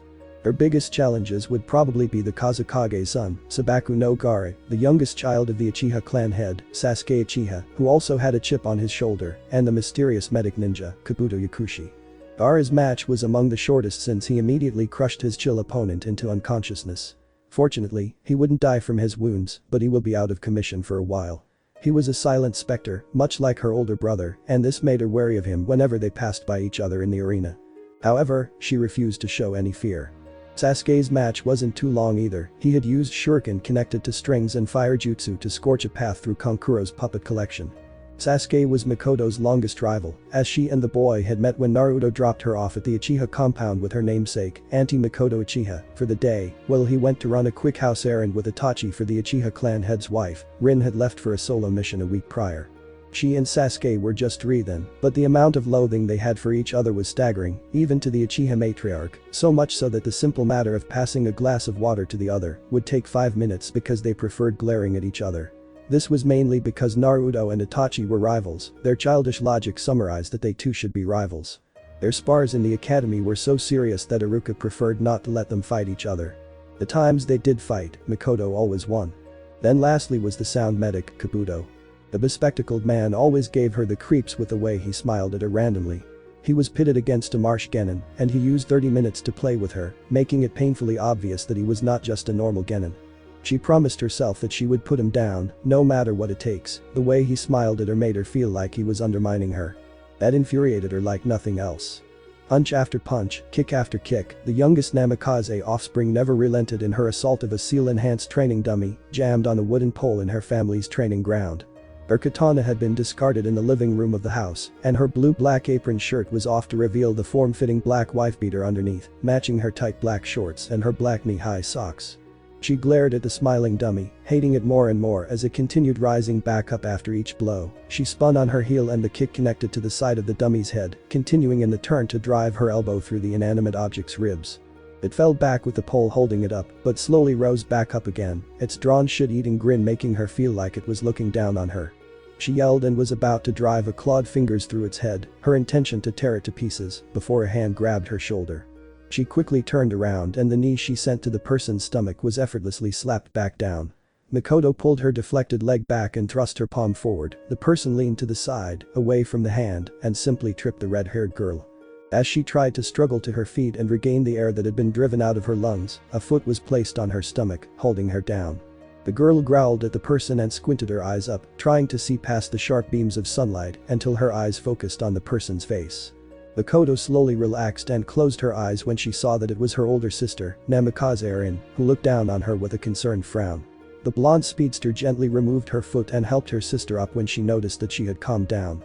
Makoto opened her eyes and realized that Naruto was standing behind her twin. Erin dusted the younger girl's back for grass and grabbed her shoulders, forcing her to look into her eyes. Purple and blue met then, as the purple orb searched the blue stare for any clue on what was wrong. She then found what she was looking for. Your fight was epic, Maiko. The blonde girl beamed. The younger girl's lips twitched upwards, but she hurriedly suppressed it as she crossed her arms. How would you know that? You weren't even there. We're really sorry that, Makoto, we were Dad's guards and we had to stay with the others. Rin replied apologetically. But we did watch your match from there. I can't be any prouder. She brought the distraught girl into a strong hug, her arms remained limp around her older sister. "Oh yeah? Then who did I fight?" "Tatsumaki Kurigen of Suna." Naruto answered. "We even downloaded your fight into our computer." He grinned when her cheeks reddened. Rin cooed and hugged her even tighter, this time Makoto slowly circled her arms around her sister. The fight had been spectacular. Tatsumaki was a short sword user with high proficiency in using her weapon. The fight admittedly pushed Makoto close to her limits. It ended when the Namikaze used brute strength to break her opponent's weapon, following up with a kick to the midsection and a ninkenjutsu move her mother's clan created called the ninkenjutsu. Wind release. Yami sickle and scythe. The jutsu started with her stabbing her weapon into the ground violently, creating cracks that followed after her opponent's airborne body. The wall of transparent wind sickles rose from the ground and held her in place, while Makoto went through a long chain of hand seals, with each hand seal short-handed wind scythes materialized and nailed Tatsumaki all over her body, all except her head and her heart. The bloodied girl called for a forfeit before Makoto could begin another chain of hand seals. The only reason the jutsu wasn't A rank instead of B rank was because it could easily be broken out of if the victim channeled even a drop of fire affinity chakra. That is, if the victim is able to see through the haze of blood and pain to do so. Sadly for Tatsumaki, she didn't know how to channel fire chakra, only wind. The red-haired girl had accompanied her opponent to the infirmary. Naruto looked at the sun and said, "You should take a few days to rest. I'm sure you're tired." He raised his hand when the girl was about to object. "I know you much better than I know my own chakra." She wanted to complain about that, but a pointed look from him kept her quiet. "I promise we'll go shopping for a claymore tomorrow. And I'll come too," Rin said as she released the little girl from the hug. "It'll be our own Namikaze's day out." "Thank you, big bro, big sis. Don't sweat it," the older redhead replied. "And dad said that we're going to be with him in his booth for the next part of the exams, so no throwing any more tantrums, okay?" He smirked in amusement as she mumbled her reply. "Okay. Good. Now, go watch some TV or something." He glanced up toward the sun again and continued. "I think Captain Orochi and the Island of Dreams is on." "I'm 12, damn it. That show's for kids." The female twin shared a knowing look with her brother, and they looked back at the girl silently. Makoto put her foot down. "I'm not 5, damn it. You still wear your Captain Orochi pajamas, and you still have her poster up in your room." Rin teased. "Yeah, but only cause I keep forgetting to take it down." Sure. If you insist." Naruto muttered and watched as the girl stomped down the training field and into the house, idly picking up her discarded apron shirt on the way and slinging it over her right shoulder. She sent the twins a defiant raspberry as she finally entered the house. Not even 5 seconds later the catchy tunes of the children's show blared loud, and the 12-year-old Genin slurred curses as she hurriedly tried to reduce the volume, swiftly ignoring the loud cackles of her older sister. "She's just too cute," Naruto said with a shake of his head. It was funny how he was Sasuke's role model, and Itachi was Makoto's role model. The older Uchiha brother never let him live it down, and vice versa. The A-rank twins then took their time as they walked to each entrance and exit gate together. At each gate they asked for the migration logs and looked for any suspicious characters. It was possibly the most tedious and boring job they ever did, given that dozens of people moved in and out of Konoha on a daily basis. The log books were each a foot thick. It might have been the Chunin gatekeepers' jobs to thoroughly look through any person's ID and personality, but it was now apparently their duty to double-check. It was nearly pointless. After checking the logs of the 4 gates and finding nothing of note, the twins proceeded to the clan district, which was the biggest, widest and oldest district in all of Konoha.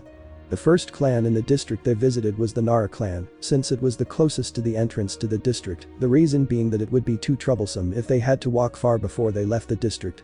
Naruto had to help round up some deer that had escaped their enclosure, and Rin gossiped away with the Nara wives.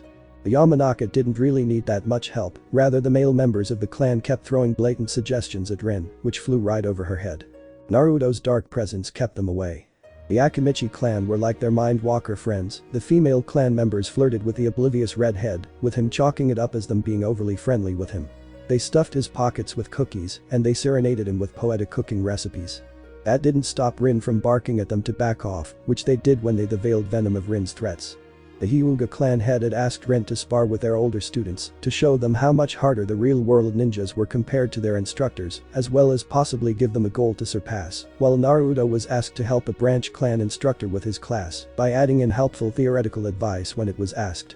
The fact that he was one of the most well-versed hunter ninjas that was still alive in Konoha, as well as his very ominous presence, cast a looming shadow over the class, subduing the students in fear-induced paralysis, which wasn't his intention, but it was what the branch member instructor had asked him to do.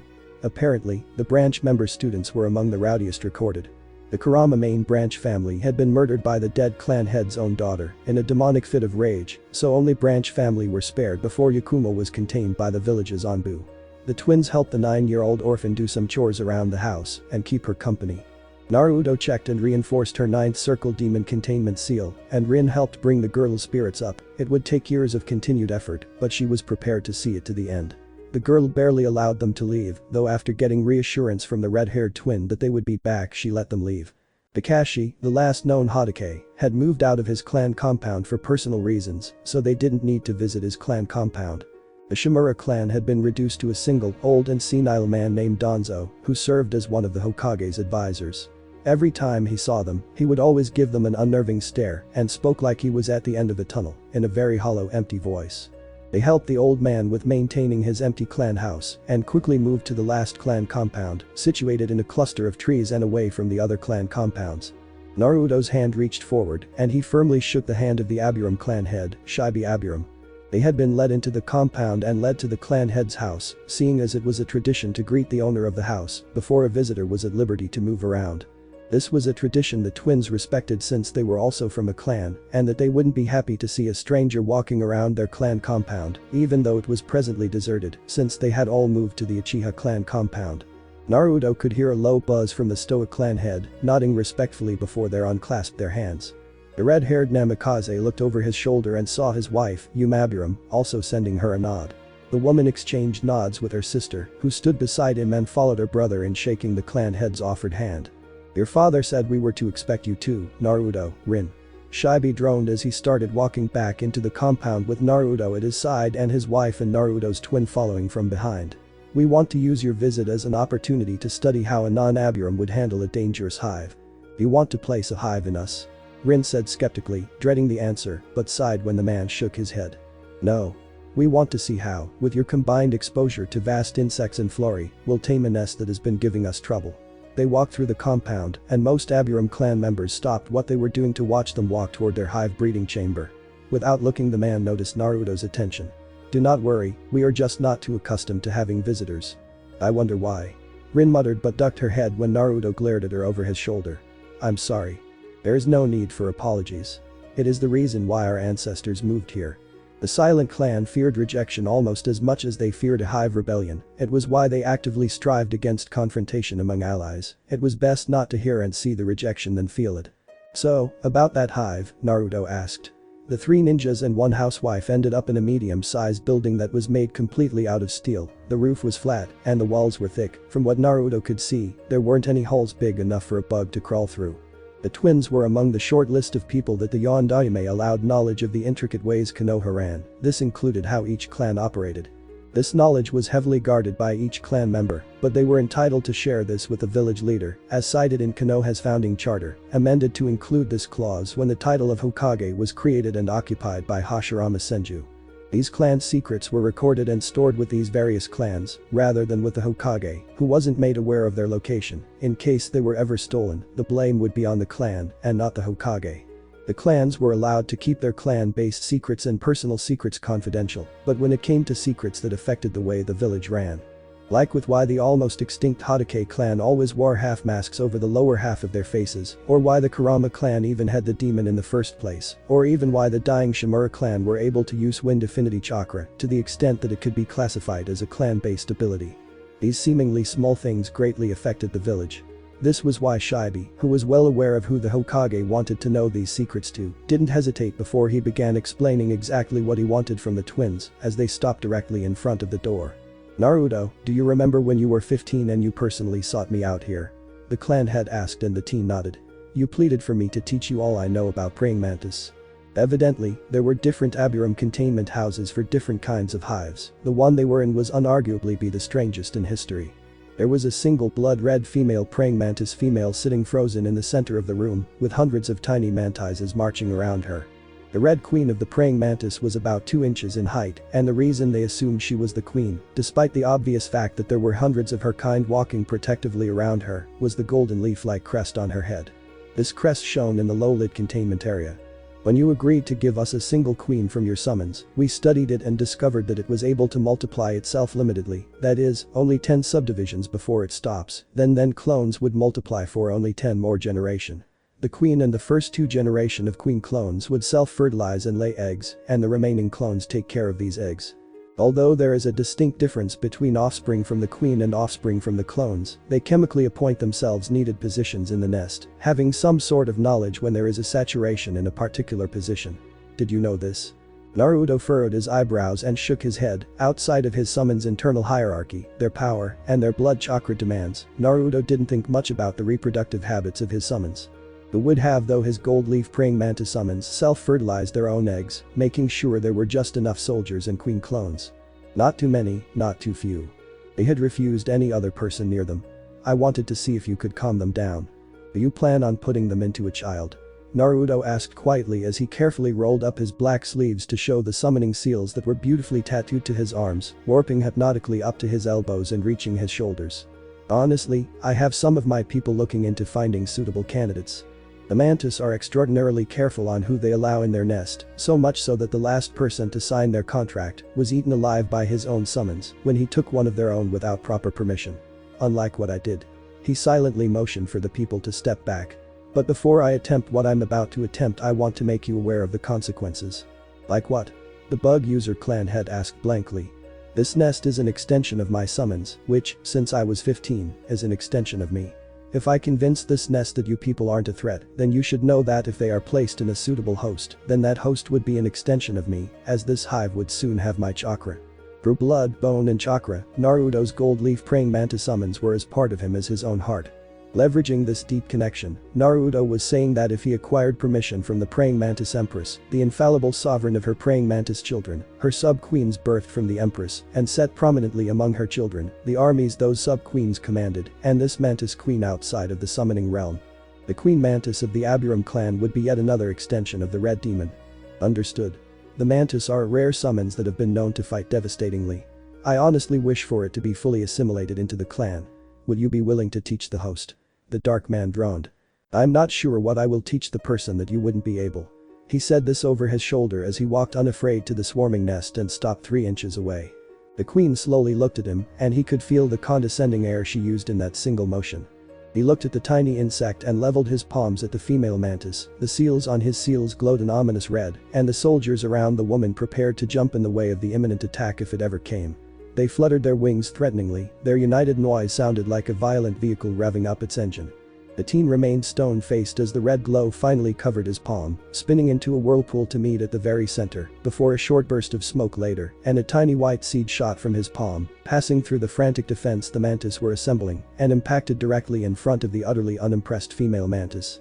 The female looked down at the seed and poked it with a claw, as Naruto's palm smoked to a stop, and the red glow of his seal went back up his arm, blinking off. The Mantis Queen vibrated and a single soldier marched forward. The male soldier examined the seed more closely, even using its hooked claws to hold it up and turn it over, as its beady eyes looked over it.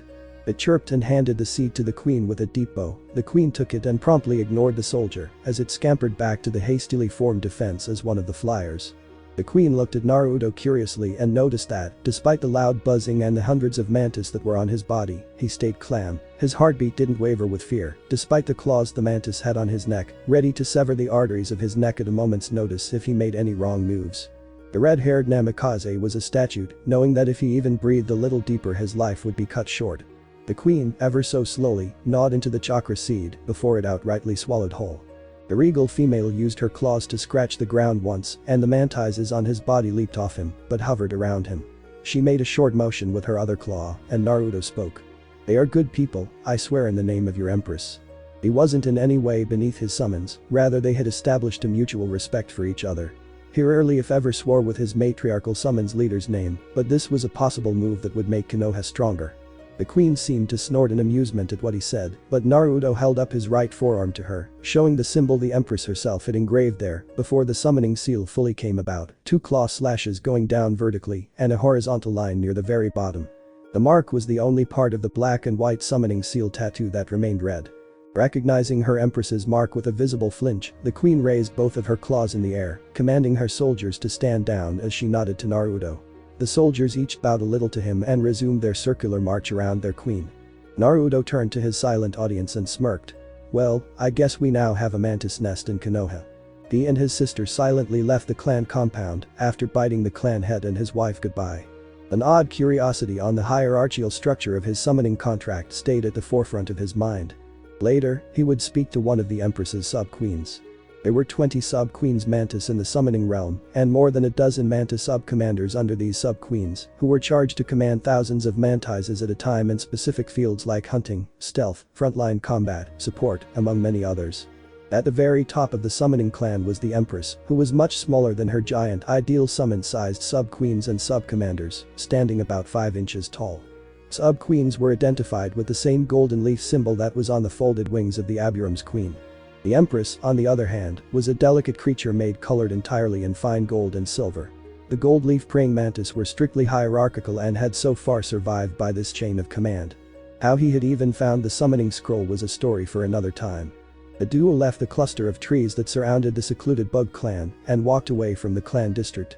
Naruto, who had stronger sensory abilities than his sister, slowed down a little so his sister wouldn't notice and looked up at the top of a residential building situated in the upper-class district leading towards the Hokage's tower and looked at Gaara.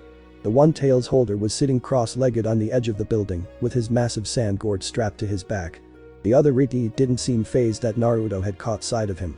Rin obliviously kept on chatting away as Naruto stopped to stare down the boy his father had helped fix his beast containment seal.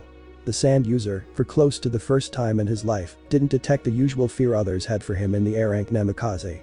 Matter of fact, he suspected that the older red-head had sensed him the very moment he started stalking them, starting from when they left the clan district. The sand user had his arms crossed as he wondered if it was a popular trait for Namikaze to not fear, like when Makoto had shoulder-checked him as they left the arena. It took him a monumental amount of effort to not instinctively crush her with his sand.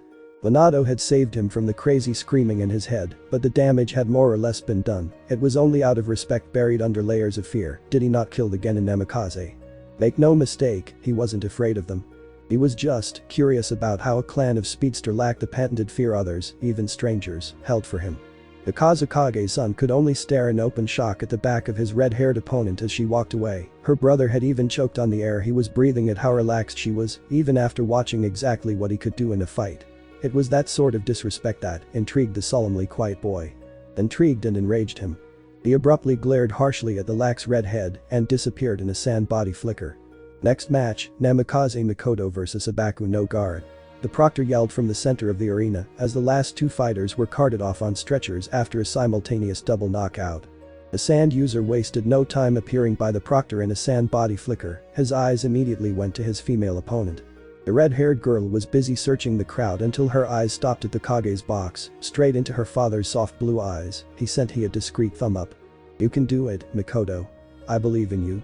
The older Namikaze winced at the volume Rin had yelled in as she wildly flapped her arms around. The younger girl hesitantly smiled at her, then lastly her eyes went to her older brother, Naruto. Her fellow redhead looked at her with a small smirk on his face and nodded. At this she puffed out her chest and leaped over the edge of the competitor's box, landed on the ground solidly, and stopped barely even a foot away from her opponent, Gaara. Her new claymore was sheathed on her waist, and she idly kept her left hand on the handle, preparing for a draw if necessary. The Jonin proctor looked between them and noticed the tension that passed in their midst them. He sighed tiredly and prepared his mind to call up more medics after the match. "You're not afraid of me," Gaara stated as he crossed his arms. "Why? My big brother says that fear is only in the mind. Overcoming it in there," she tapped the side of her temple, then gesturing outwards. "Means you can overcome it out here. Then he's a fool." Makoto bared her teeth in rage at the insult to her precious older brother as she tightly squeezed the handle of her new weapon till her knuckles turned white. Then she remembered the advice her brother had given her a month ago in the Forest of Death. "Don't let your emotions control you." She smoothed the emotion off her face and smiled widely at the red head across from her with her eyes closed, a repulsively devious of false expression if Gaara had ever seen one. "I'll make you regret saying that. I promise." Gaara frowned deeply and glared at her. "And I promise to grind your bones to nothing with my sand. Let the red demon watch." This time he cast a look to the Hokage's box, to Naruto. The red demon stared back, his arms crossed and a glimmering frown tickling at the corners of his emotionless face. He didn't break eye contact, and the Kazakage's son felt something in him froth. Gaara spat at the ground. Enough. The proctor cut in and took a step back as the two genin looked at him with underlying bloodlust in their eyes, Gaara's rage being more physical than Makoto's. Makoto Namikaze vs Abaku no Gaara. Begin. Not even seconds later, tendrils of sand shot out from the boy's gourd to the girl. Makoto leaped back twice and flipped dexterously over a sand tentacle that attempted to snag her leg. She clenched her teeth as she unsheathed her 4-foot-long claymore with both hands, sparkling with silver and black metal, and drove the weapon clean through the sand as she touched down. Wind release. Pulse. The counterattack created a ball of air on the end of the blade, and this ball of chakra expanded over her, exploding outwards and pushing the sand away from her in a billowing gale of sharp heat and violent wind. Not letting the miniature cyclone to subside, Makoto ducked her head and ran through the wind to the red head with her sword flying in her hand behind her, hidden by the dust and sand in the air. She skidded on her knees under a blind swing from a sand tendril and used the slide to turn around.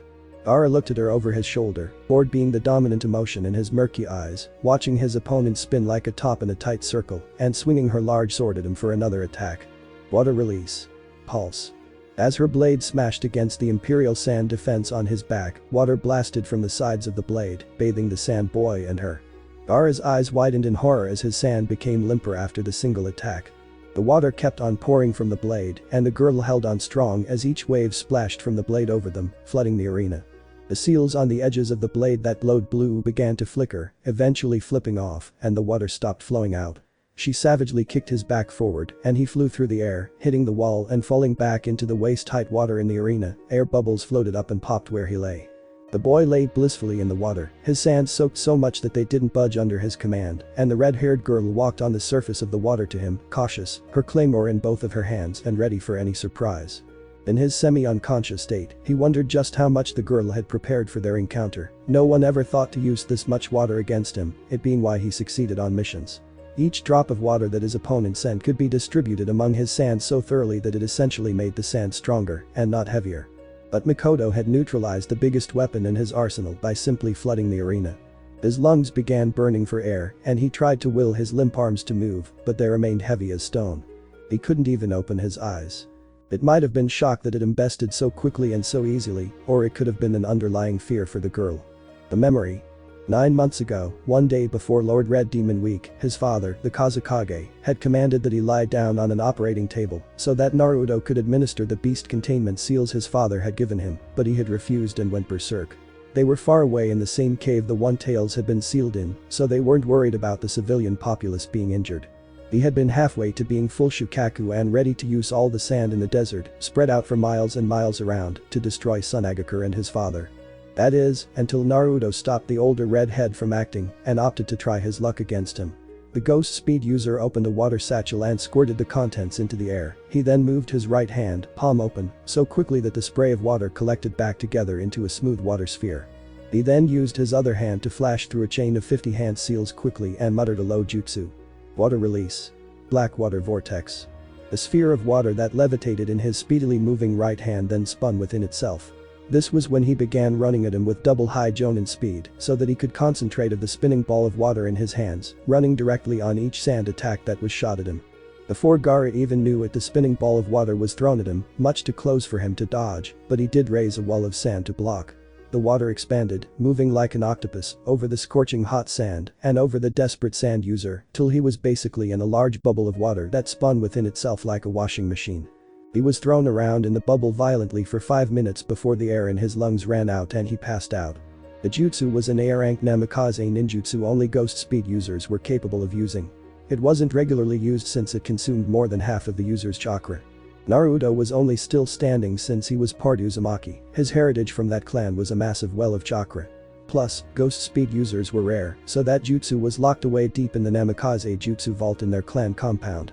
It was possibly the fastest and easiest he had ever been incapacitated, and that sobered him up really quick. Till this second, it still haunted his every waking days that there was a single individual out there that was so strong he could toy with him. If he had resorted to using all the sand in the desert, his father might find it difficult to restrain him. It was possible that since the very instant they had been paired against each other, that the Namikaze prodigy knew how to take him down. He didn't believe she would resort to asking her older siblings on tips on how to disable him.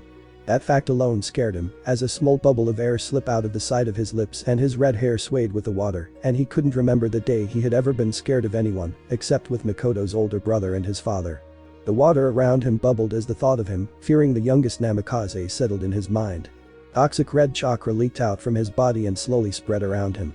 If he was going to go down, he would go down fighting with everything he had in him. Even though he was too soaked in chakra water to fully summon the One-Tails, he would do what he could to fulfill his promise to the Namikaze. The boy's eyes snapped open, and his pupils dilated to a tiny dot as red veins pulsed from the edge of his eyeballs. He roared from his underwater weight prison, and the water exploded upwards like a geyser, forcing Makoto to surf on the water to get closer to the center, her right hand tightly holding her claymore. Her feet left tiny ripples on the water as she ran headfirst into the tall geyser in the middle of the arena, but she quickly dodged a normal-sized brown arm that shot out from the geyser at her, sopping wet and mucky. She grunted as the fist hit her square in the face, and another met her unprotected stomach, the last one clipped her left cheek. Blood spewed out of her mouth as she careened and bounced on the water. She didn't allow her body to slow down before she got her hands under her and flipped 3 times, deftly landed on the wall and flipped forward once back onto the water. Small ripples flowed out from under her feet as she landed. She rolled her neck painfully, the crack making the collectively audience wince, and she ran her left sleeve over her mouth to clean up the blood. It smeared down her chin. Her eyes were fixed on the now settling spout of water, at the new Gaara. He was now encased in a wet sand body that was deep brown from the water. His head was covered in the sand, leaving his lower face. There were lines and cracks running through his body, sealing Fuinjutsu that carefully controlled the demon chakra flowing through his body. Hand to hand wasn't his best fighting ability, but he was passable in that aspect, Makoto deduced. She didn't know that the armor, although providing a greater defense and eventual offense once a blow connected, was very slow. Your son can still use his bloodline with all that water soaked in his sand? Minato asked the older Kage beside in bewilderment. He has been training to ever since Naruto left Suna. The man replied. But how is that possible? The weight of his sand should be impossible for one his age. Kamina, leader of Hidden Marsh, asked skeptically. Gaara has always hated being weak, the weight of the sand and water is nothing. My only concern is on how long he would be able to hold it up. Especially with all that beast chakra he's using. Naruto muttered with his eyes narrowed. Question is, would Makoto use her own tailed beast as well? We'll just have to wait and see. Minato replied as male bodyguard. Makoto did something that surprised the audience. She stabbed her claymore into the water, and the handle stuck out of the water to show that it was indeed sheathed in the earth. Everyone held their breaths in anticipation as the youngest Namikaze prodigy cracked her fists and discarded her claymore sheath next to her claymore. It splashed on the water and sank. The proctor looked between them, standing a little bit away from their fight, and gulped as the water began to slowly churn within itself. Makoto and Gaara though didn't move with the water.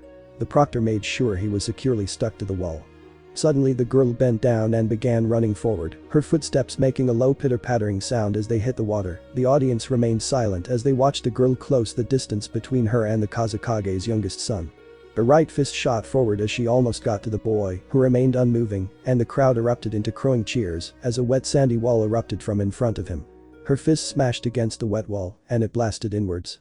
She kept up her onslaught until a sandy arm pushed through the wall on the other side and nailed her face. She ducked the next blow and, with a yell of effort, punched the self-replenishing wet sand wall. Hiya. Boom. As the wall crumbled, Gaara wasted no time to dart to her with a headbutt to her temple and a knee to her stomach, which was countered with her own knee. She slid around him, and palm struck his back between his shoulder blades. A resounding thud echoed over the noisy crowd, and she just barely leaned to her right as a sharp tendril shot from his neck, scratching her cheek lightly in the process. Though a dozen sand fists shot out from underneath her and punched her right under her chin, lifting her off the ground and slapping back onto the water. Gaara raised both of his hands into the air, and a wall of water-soaked sand slowly rose behind him. He growled as Makoto painfully got back to her feet. She grabbed her chin and winced at the pain throbbing in it. Stay down. The boy screamed, and the sand wall divided into hundreds of poles that almost reached as high as the open roof of the arena. Each pole swelled up at the tips to form boxing gloves, following the action of Gaara's balled fists. 10,000 sand fists of doom. His scream echoed over the uneasy noise of the crowd. Makoto looked on with one eye open and a mouthful of blood pouring down her chin at the incoming sand fists. Without looking, Minato raised his hand for Naruto to stand down. No. Let her fight her own battles. The boy grit his teeth and grudgingly stood down. Rin though looked on worriedly as the fists got even closer to her sister, but sighed in relief as the Makoto that was savagely punched exploded into a puff of chakra smoke. Gaara looked around with his eyes wide and found his opponent standing further back than her dispelled clone, both of her eyes open and still having a smear of her blood on her chin. Her clothes were still intact, merely soaked. The sand user commanded the fists to return to him and they hovered over his shoulder, watching as the girl slapped her palms together, then into the ram hand seal. "Uzumaki chakra chains," she said, much to the shock of everyone, especially the other team senseis. "She can use chakra chains," Kurenai muttered hotly to the masked sensei. The man-eye smiled back at her. "Of course she can. She is an Uzumaki." He said it like he was talking to a toddler. "But Naruto and Rin are not able to use the Uzumaki's chakra chains," Guy asked slowly. "Makoto's chakra is dense enough to form long chains for an extended period of time, especially since she has the Kyuubi. But the twins' chakra is only dense enough for chakra construction," Kakashi explained. "Chakra construction?" Ino Yamanaka, heiress of the Yamanaka clan, questioned as she watched 36 golden chakra chains slither out from the youngest Namikaze's back, but somehow not tearing her combat uniform. These chains waved like snakes in the air around Makoto, their tips turning into sharp spear tips. "What's that?" It was Asuma that explained it to the waiting genin, even the visiting genin listened in. Chakra construction is when the chakra of the person is dense enough to create objects, like weapons and even clothes. It's not like combining the yin and yang chakra, since with chakra construction, the creations remain the color of the person's chakra and isn't exactly, what's the word? Permanent. Is that why the Red Sun are so strong? They are able to create weapons at will. Another Konoha sensei asked the late Sandayame's son. Creating a weapon is one thing, using it well is another. The legendary copy ninja continued. He then entered teacher mode. You see, Uzumaki Kushina sensei was one of the greatest Uzumaki of her time. And since she was born from that clan, she had extremely dense chakra, dense enough to make thousands of chains that were able to hold down the nine-tailed beast. This dense chakra watered down a little in the twins, only allowing them to chakra construct objects, mostly short to mid-distance objects, rather than full-on chains. Depending on the chakra capacity and density, the chakra chains could extend really far. Can they make throwing weapons then? Tenten asked as she watched the chakra chains of the Namikaze girl clash against the sand fists of the sand user. The chains drilled through the sand and wrapped around the red-haired boy, who looked on with wide, horrified eyes, as his attack was nullified. I mean, since they can't use chakra construction for long distances. That's different. I haven't heard them using things like chakra shuriken before. I'll just say that it wouldn't be as strong as the real shuriken if it flies too far from them, Kakashi said as he scratched his chin. He watched as Makoto forcefully broke apart the boy's sand armor by squeezing it and grinding it with barbed spikes on the golden chain. That's a reason why people call Rin the Angel of Konoha and Naruto the Red Demon. They can use chakra construction to create wings, and they can fly with them, but rarely. They can fly, Sakura shouted. Yes, but not usually. Naruto said it was because flying was too showy, it was more of Rin's thing, Kurenai responded. And to think they couldn't get any stronger. She muttered to herself. Same. Kakashi sighed. I'm so proud. His eye watered and he sniffed. You're doing great, Makoto. He shouted into the arena and sent the girl a thumb up. The young Namikaze dragged the Kazekage's son to her and held him off the ground just in front of her. Her face was emotionless to the way he struggled against the chakra-draining chains. She clenched her teeth and swallowed hard to hold in the anger that wanted to pour out, trying with all her might to suppress the bloodlust that originated from her tailed beast seal. She forced the boy to look into her eyes as she spoke. Take it back, she said it so quietly, the crowd lessened their noise, but only a little to hear what she had said. Take back what you said about my brother. F you. Gaara spat and his head cracked to the right at the earth-shattering punch the girl gave him. He turned back to her and spat again, another blow met his other cheek. The barbed chains kept digging into his back, squeezing him tighter and tighter with each punch that broke him down. He could feel his cheek splinter after the next blow, and his left eye close after the one after that. His lips split open after another blank-faced blow from the girl, and blood mixed with spit dribbled from his lips after the next one. Breathing became harder as the chains squeezed him tighter, and darkness circled around his eyes with each continued blow. Damari and Kankuro could only watch in horror as their undefeatable brother at the mercy of the Namikaze prodigy. Worry grew in them with each small twitch of his leg, movement became shorter, and they could barely see him breath until the proctor finally called the match in the young girl's favor. They wasted no time to jump into the arena and catch their younger brother as the girl threw him at them. Medic. We need a medic. The proctor yelled, and 4 medics ran in to attend to the limp Kazekage's son. Makoto numbly watched as the medics frantically tried to sustain the life of the young boy, who was now a bloody, broken mess of flesh, bone, sand and clothes. She hastily walked to him, but the older Sand siblings barred her from coming any closer. The sheer hate and fear in their eyes was almost overwhelming. Kankuro growled. "Don't come any closer, you've done enough." I'm sorry, the girl whispered and tried to reach forward past them, but Tamari cut her off. Just go." The blonde girl said and turned around worriedly as her brother was gently set on a stretcher. "Please. Go." She said quietly, and the red-haired girl's shoulders slumped. "I'm sorry," she said as she ran off the arena. "Makoto, wait." Sakura shouted and ran after her crying teammate down to the lower levels of the arena. Naruto pursed his lips and looked at his father. The man smiled faintly and nodded in the general direction the young red-head had run to. The ghost speed user exhaled gratefully before he told his sister. "Make sure Gaara is okay." The girl nodded at his order, and both leaped over the railing of the Kage's booth. As Naruto's feet hit the floor, he looked to where his eternal rival, Itachi, sat with the rest of the Uchiha clan, and the Uchiha nodded shortly before he looked at the Yondaime. The informal switch of guards had been made, but only until the bloody sun returned to their posts. "Don't you think it's unwise to send out both of your guards?" The Kazekage droned, not showing much disturbance at the brutality of the last fight. "The Chunin exam is being hosted in my village. I don't really need bodyguards," he answered as he looked on as Gaara was slowly carried off on a stretcher over the tall water by medics water walking on its surface. Meanwhile Rin, the gentler half of the Red Sun, spoke soothingly to Gaara's older siblings, gradually making them drop their guard around her and allow her a little bit closer to their broken younger brother. Naruto simply pulled out his sister's claymore, sheathed it and clipped the sheath to his right hip as he exited the main arena. It was after Naruto had smiled with his eyes at him did Gaara finally pass out into blissful unconsciousness. The hunter jogged after the small chakra he sensed in front of him, knowing that it was Sakura. He found the girl knocking against a door to a room and stopped when she saw Naruto coming up to her. "She won't come out." He nodded and pressed his ear to the door to hear what was going on. No sound. "Makoto, are you okay?" "Leave me alone," was the muffled reply. "I'm your brother, it's my job to bug you." He expected even a small laugh, but he didn't hear any. Sakura nervously waited for the girl to open the door. "I'm not leaving."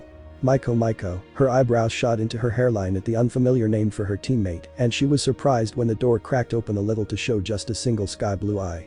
"I told you to stop calling me that," the girl mumbled tearfully. "I'm not a kid anymore." She looked like she was about to cry any second. Naruto's purple eyes softened and he smiled gently at the girl. "You're always going to be my baby sister, Makoto. That would never change." The girl's lips wobbled and tears began falling from her eyes as she threw the door open to lunge into her big brother for a tight hug. The tears increased as her arms tightened around his back. She refused to cry loudly. The older redhead patted her back. "Sakura, can we please have some privacy? Makoto's my friend." "It's fine, Sakura, I'll catch you later." Makoto's voice was muffled against the boy's flak jacket protected belly as she kept her eyes clenched shut. The pink-haired girl nodded curtly and walked off. The older Namikaze remained standing straight as he patted the girl's back while she, yet to be as tall as him, stayed where she was. "I don't know what came over me, I just got so mad when he insulted you." He didn't wince when she hugged him tighter but relaxed a second later.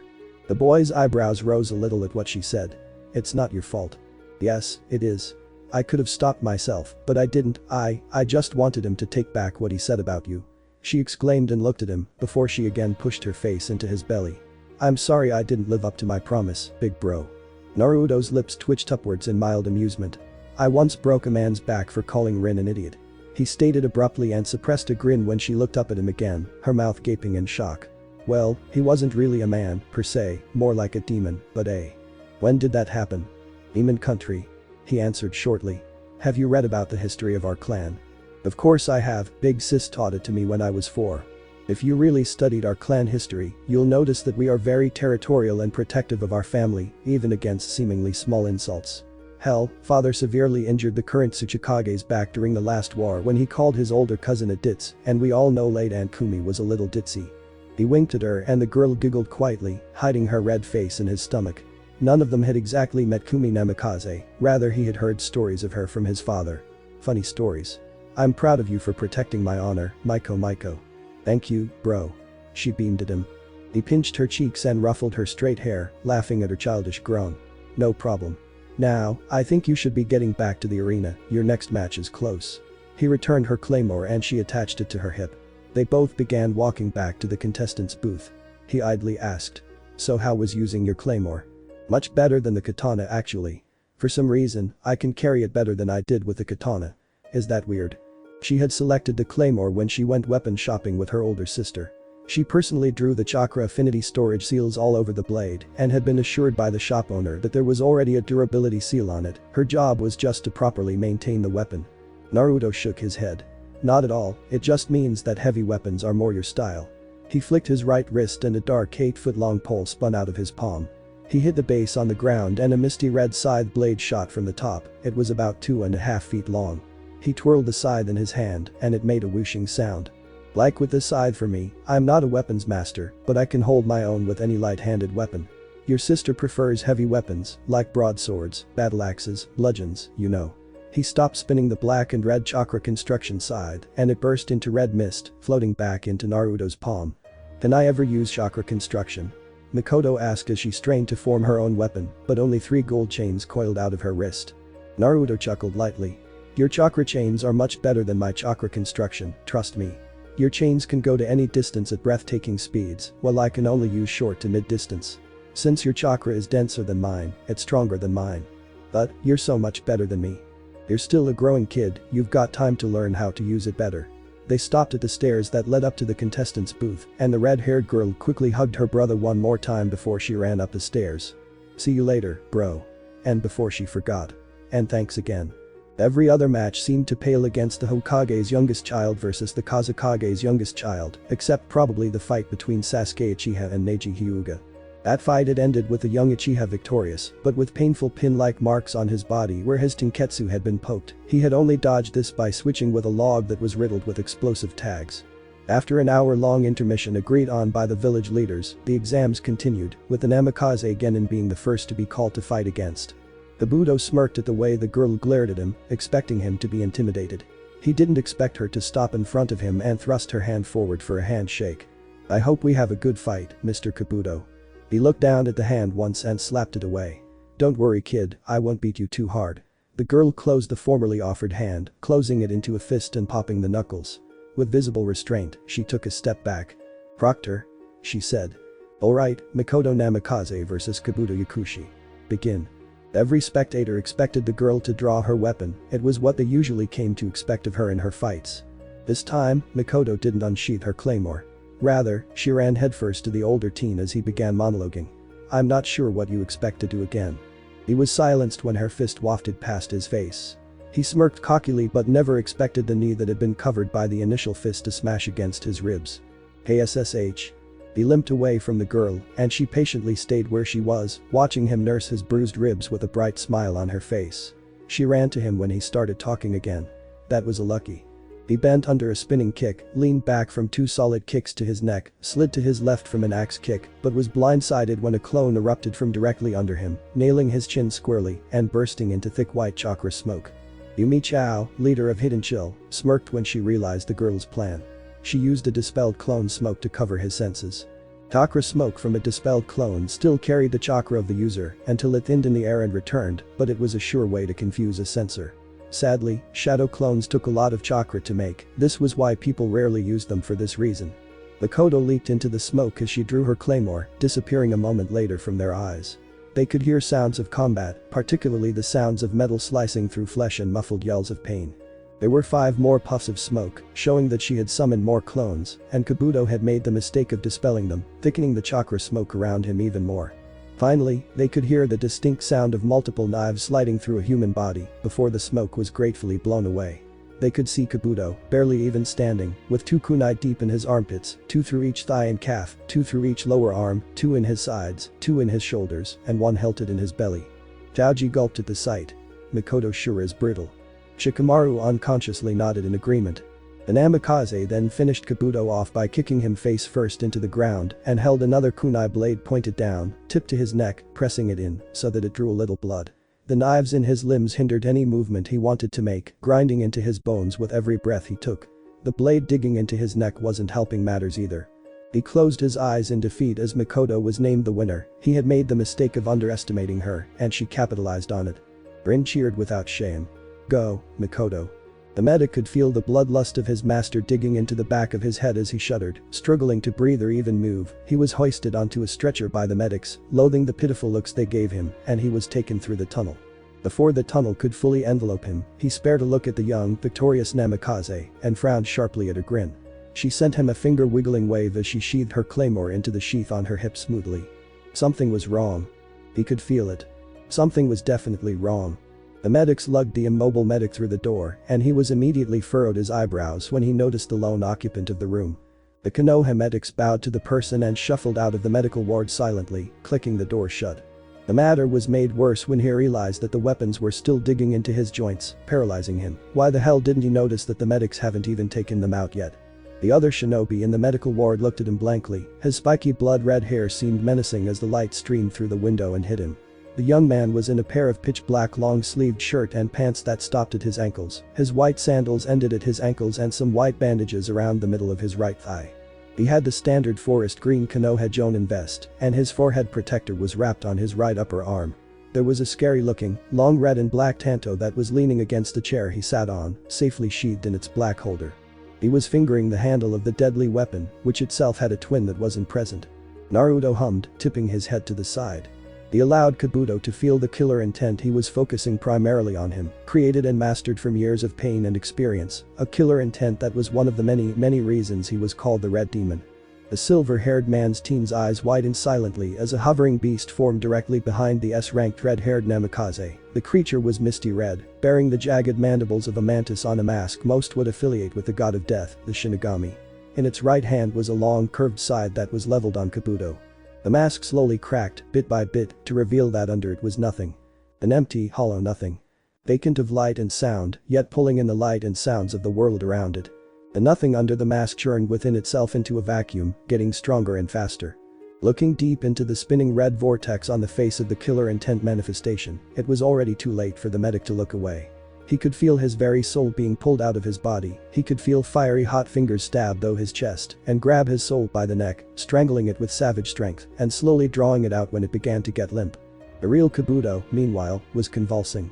Sweat soaked his clothes, his eyes were wide and bloodshot, petrified to the very core by the tremendous amount of power he was witnessing from the fastest person on the planet. Naruto slightly cocked his head to the other side curiously as he observed the terrified man vibrate from the illusion he combined with his killer intent. His Sharingan spiraled slowly to a stop when the other teenager's hair trait spiked dangerously. The pulling force that was applied to his soul ceased, but the fist that was wrapped around its neck didn't let up, suffocating him in ways he could never even imagine. He had heard stories about the Red Demon and how he had once taken down a whole band of A-ranked missing ninjas with a glance. Report said that a sole survivor kept screaming about how the Shinigami's right hand was coming to finish him off. He didn't imagine it was this harsh facing off against Naruto's killer intent, not even his strength, and he had already forfeited his life at his hands.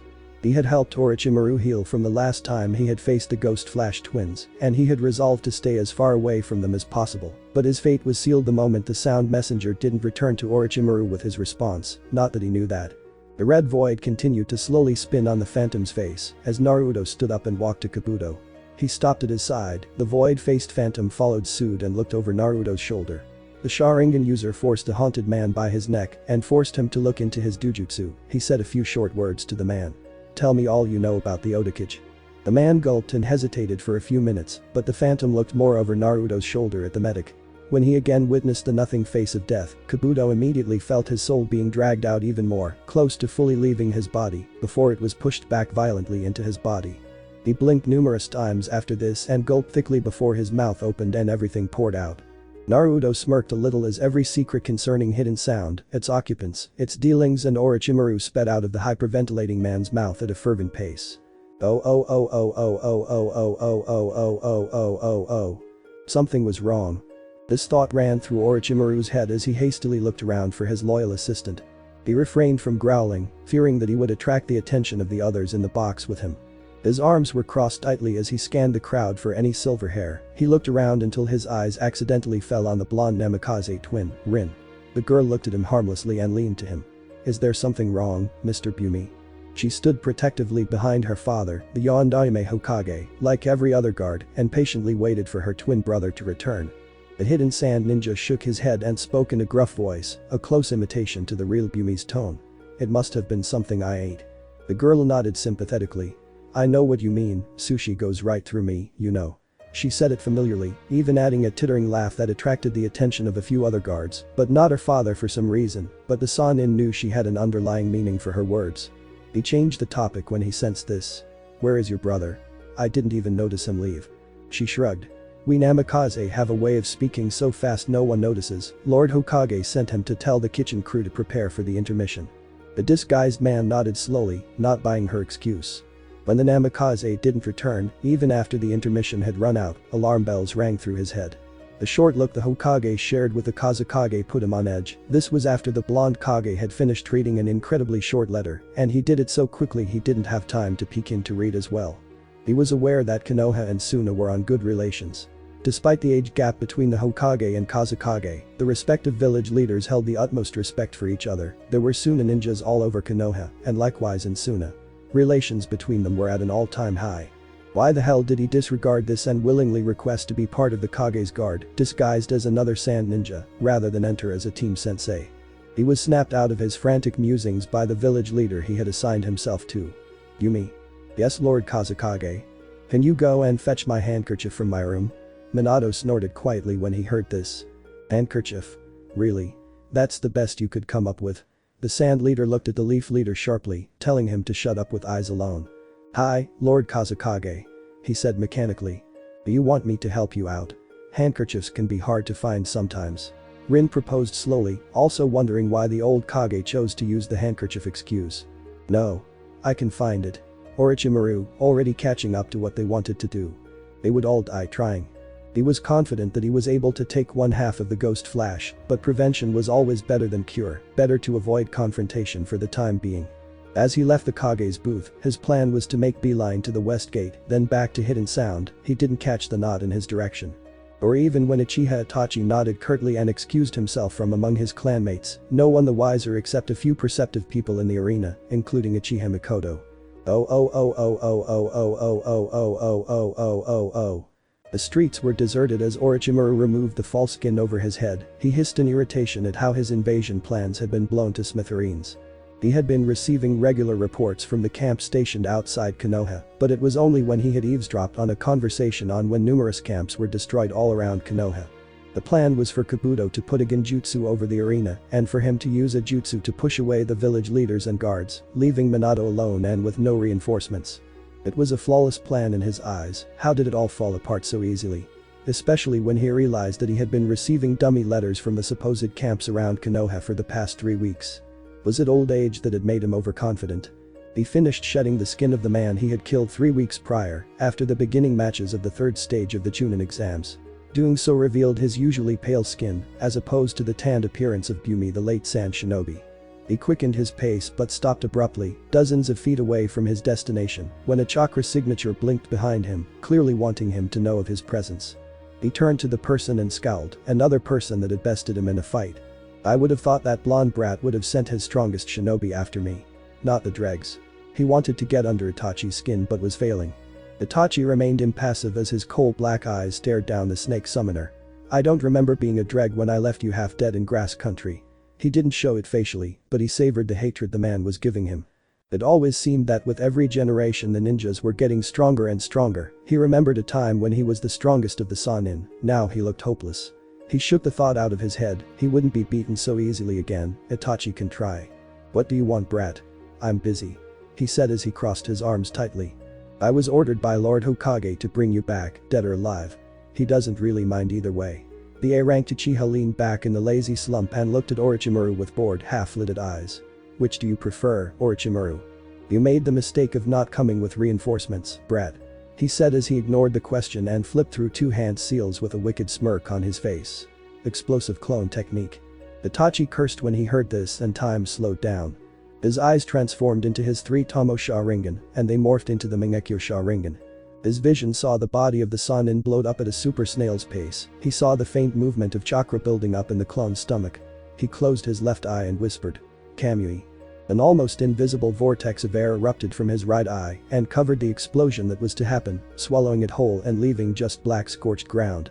A small shock wave shook through the immediate area. He closed both of his eyes as a single small drop of blood fell from his right eye. Far away in the forest of death, an explosion went off. He sighed in frustration. Lord Minato won't like this. He didn't look when he heard a low buzzing next to him.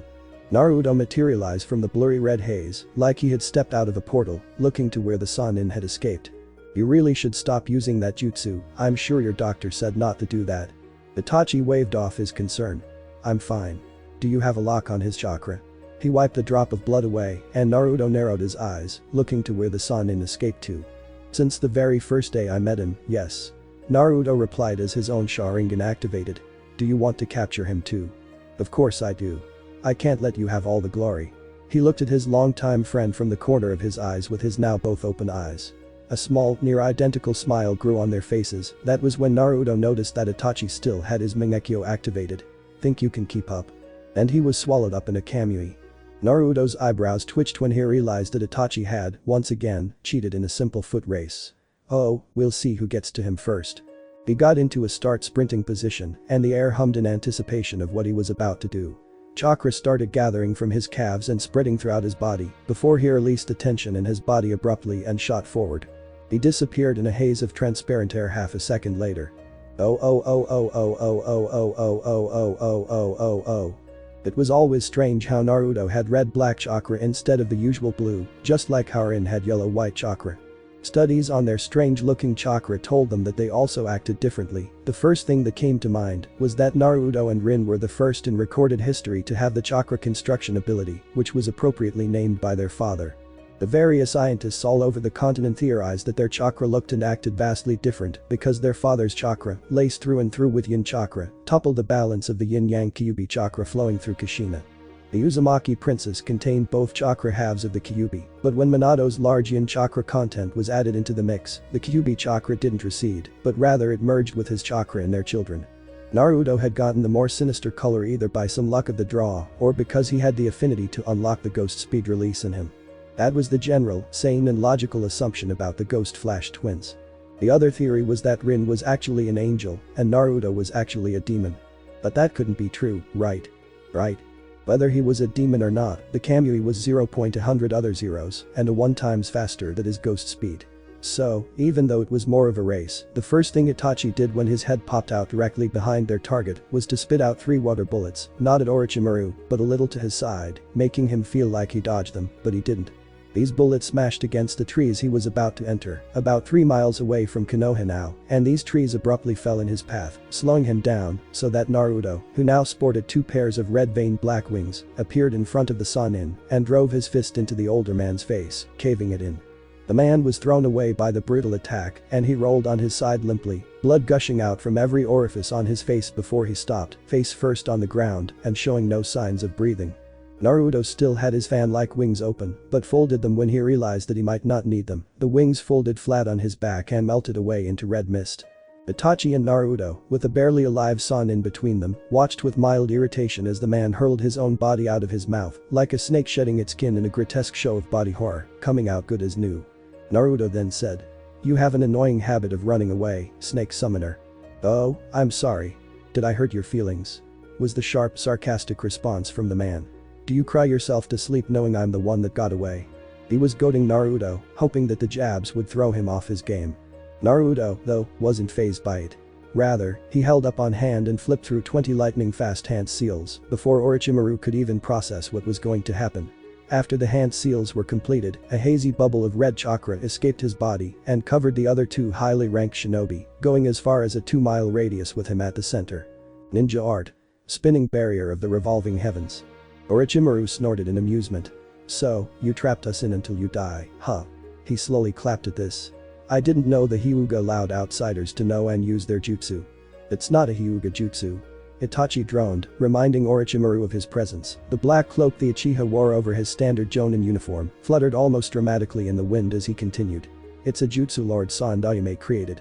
He used it to contain the Kyuubi when it attacked 12 years ago. But you're right. You have to kill him before it falls. Substitution jutsu and the body flicker jutsu wouldn't work. Are you ready to face your fate, Orochimaru-san?" No, child, the real question is, he moved a little to the side so that he would see both of them and pulled up a sleeve to reveal the complex seals littered on his left forearm. Naruto's Sharingan could only note that it was a level 7 seal. Are you ready for yours? Both Sharingan holders narrowed their eyes in suspicion as he bit his thumb quickly and swiped over the seal. Summoning Jutsu. Sound 5. 6 puffs of smoke burst from his sides and behind him to reveal 6 teenagers, younger than the 2 A-rank teens, and in ready stances to attack at a moment's notice. Their eyes widened when they realized who their master had summoned them to fight. The Red Demon and the Crow. They didn't crumble under the gazes of the high-rank ninjas though, and it was Kimimaro that spoke first. You will regret the day you were born, Red Demon. He pushed down the urge to call the red-haired Namikaze a lord. The Red Demon looked over the young teens, 2 facing him and 3, 4 facing Itachi, and replied. Is this what you really want? To die for this man? We will gladly die for Lord Orochimaru. He was the one that gave us a purpose. Kidomaru said as his eyes trained on Itachi. But we won't be the ones dying here today. So be it, Itachi grunted. Meanwhile, Orochimaru watched the interaction with glee. His servants would wear the 2 down enough for him to attack and take their eyes. It was perfect. It wasn't perfect. The infamous Red Demon raised his left hand towards them and beckoned them to come at him. Heiwaya and Kimimaro barreled towards him, and the others ran at Itachi. Do you really think Itachi and Naruto are capable of defeating Orochimaru? Kamina, leader of Hidden Marsh, asked the Hokage at his side as they watched the very last match, Makoto vs Sasuke. I have no doubt they will. Naruto leaned back from the bone swipe to his neck and, quick as a flash, lifted his leg up to push the red-haired girl away when she came at him with a poisoned dagger. He uncrossed his arms and slapped 3 bones from the air, driving both of his palms into Kimimaro's chest. There was a resounding boom after he did so and dust blew around, where he raised an intrigued eyebrow at how easily the bone user shrugged off the same attack that would have killed any full-grown man. He didn't permit the boy time to gloat. His middle and pointer fingers, laced with red chakra, poked his neck and his forehead, dazing him so that Naruto could cock his fist back and drive it unforgivingly into his stomach, then a spinning kick to his cheek. He looked over his shoulder at the hesitant foul-mouthed girl and narrowed his Sharingan eyes at her. Without wasting any more time, she summoned 4 giant monsters and controlled their thoughts and actions with the sweet music she was playing with her flute. You have so much faith in them, especially your son. Yumi added questionably as she swirled a cup of tea with a small teaspoon. There is a reason I want him to be Hokage instead of maybe Rin or even Kakashi. Minato continued as he smiled brightly at his daughter when she used the flat of her claymore to clang against 4-thrown kunai and ran headfirst at the attacking Uchiha. Mind telling us why? The Kazekage droned as he divided his attention between watching the interesting fight and the leader's conversation. Well, for starters, Naruto isn't just smart, he's a genius like none other. Myself included. A high praise couldn't be given. He was able to devise a way to sneak past chakra detectors in the entrance of a nightclub, especially with the large chakra coils he has, and murder a whole meeting of kingpins, 15 in number, without notifying their guards of his presence. Naruto stepped away from a downward club from an adamant monster, seeing as it had witnessed its other comrades being beheaded by blows. Their bloody carcasses lay on their sides, littered around. The Red Demon ran under another clubbing blow and slammed his palm against the bulging belly of the attacking behemoth. A scorching hand mark appeared on the creature's back before the mark exploded, throwing out blood and guts in a straight line, splashing Teiwaya in the face. The boy allowed the creature to fall over, dead, as he idly began walking to the usually confident but now panicking girl. She was frantic for good reason. He had destroyed her summons in 4 minutes, and he didn't even use more than mid-jonin speed. Kamina whistled, impressed at the feat. That is impressive, but that can't be the only reason. The blonde Hokage shook his head negatively. No, it isn't. Naruto's logical prowess in the field alone doesn't set him apart, rather it is also his intelligence when he assists me in the office. He has shown me that he wouldn't easily crumble under the pressure. The guards and his sisters listened to what the aging Namikaze said attentively. So far. He added under his breath. Why do you think he is so strong at such a young age? Shibuki, Waterfall's leader pushed. Minato shrugged. I'm not sure. I know why, if you don't mind me interrupting. Rin said. The chill leader nodded for her to speak. He uses his fear to push him to be the best at what he does. And what is his fear? The sand leader prodded. The girl smiled widely. I'm sorry, but I can't tell you that. Naruto's biggest fear was of him losing his family. He was now basically toying with them. Kimimaro, with his cursed seal of earth activated, was trying his possible best to at least get a tag in on the older boy. Naruto dodged all of his attacks, kicked the back of his knees violently, and smashed his foot into the boy's spine unforgivingly. The blow didn't harm the bone user one bit, but rather it shook him, distracting him from seeing when Naruto flashed through 37 hand seals. Fire and wind release. Cooperation jutsu. Flames of the underworld. Crimson red fires billowed out of his mouth and washed over the bone user. His pained screams broke Tewaya out of her daze. "Beep it, I'm gonna kill you, you beep piece of beep." She screamed madly and activated her cursed seal of heaven. Naruto kept blowing unbearably hot columns of fire on the bone user's prone body, idly keeping track of the girl. The abnormally red fire licked at the boy's skin and barreled through his lungs, leaving a path of burnt destruction in its wake. All the boy could do was lay on his back, his mouth wide open in horror that he was indeed going to die, and that even if Tewaya got to him on time, he was still a lost cause. His skin fell off his bone in clumps, sizzling on the ground, and that was when Naruto finally stopped pouring fire from his mouth so that he could drive his knee up the girl's chin. Her neck snapped back harshly, a late realization of the futility of her last attack, and she fell back like a tree, a motion so fast she doubted it ever happened. But the proof was the consciousness leaving her and her beating heart thumping slower and slower. The red demon looked at them impassively and cancelled the Sharingan genjutsu he had on them from the very beginning. The fire that burned crackled and went off to reveal that the bone release user was also unconscious. Didn't they know that looking into the eyes of a Sharingan user was not advisable? I'm proud of my daughter, Rin, as well. She didn't just let her brother rise up through the ranks, she rose up too, but I also have to consider whether or not she would be ready to become Hokage. The Hokage echoed as Sasuke threw 2 kicks at his youngest daughter that connected to her right shoulder and a final kick that hit her ear. The girl fell down face first into the ground, her deadly weapon still tightly grasped in her hands. Rin has shown that she can be all business, but she also has a streak for illogical thinking, nothing severe or harmful to her performance and missions. I'm talking about in diplomatic relations. The blonde girl sheepishly ducked her head when her father said this. That's why I send Naruto on those sorts of missions instead of her. She may have a way with words, but she also wears her heart on her sleeve. He sighed in relief when his daughter rolled away and flipped back to her feet, her face very much worse for wear, but ready to fight again. Naruto allowed a water clone to melt out from his side as he looked back at the Sannin, who was grinning ear to ear at him. I would have expected them to be better, and I expected you to kill them. They have potential to be great shinobi. I will kill them only when they are irredeemable. He said mechanically as he closed his left eye, the Mangekyo Sharingan spun to life in his right. You have 2 options, he said as the air hummed with restrained power, ebbing out from the teenager's very being. His Mangekyo remained still and his eyes weren't yet bleeding, but the strong gaze he leveled at the man would have delved any other person into hysteria. Orochimaru refrained from looking into his eyes. Come back with us, dead or alive. Which do you choose?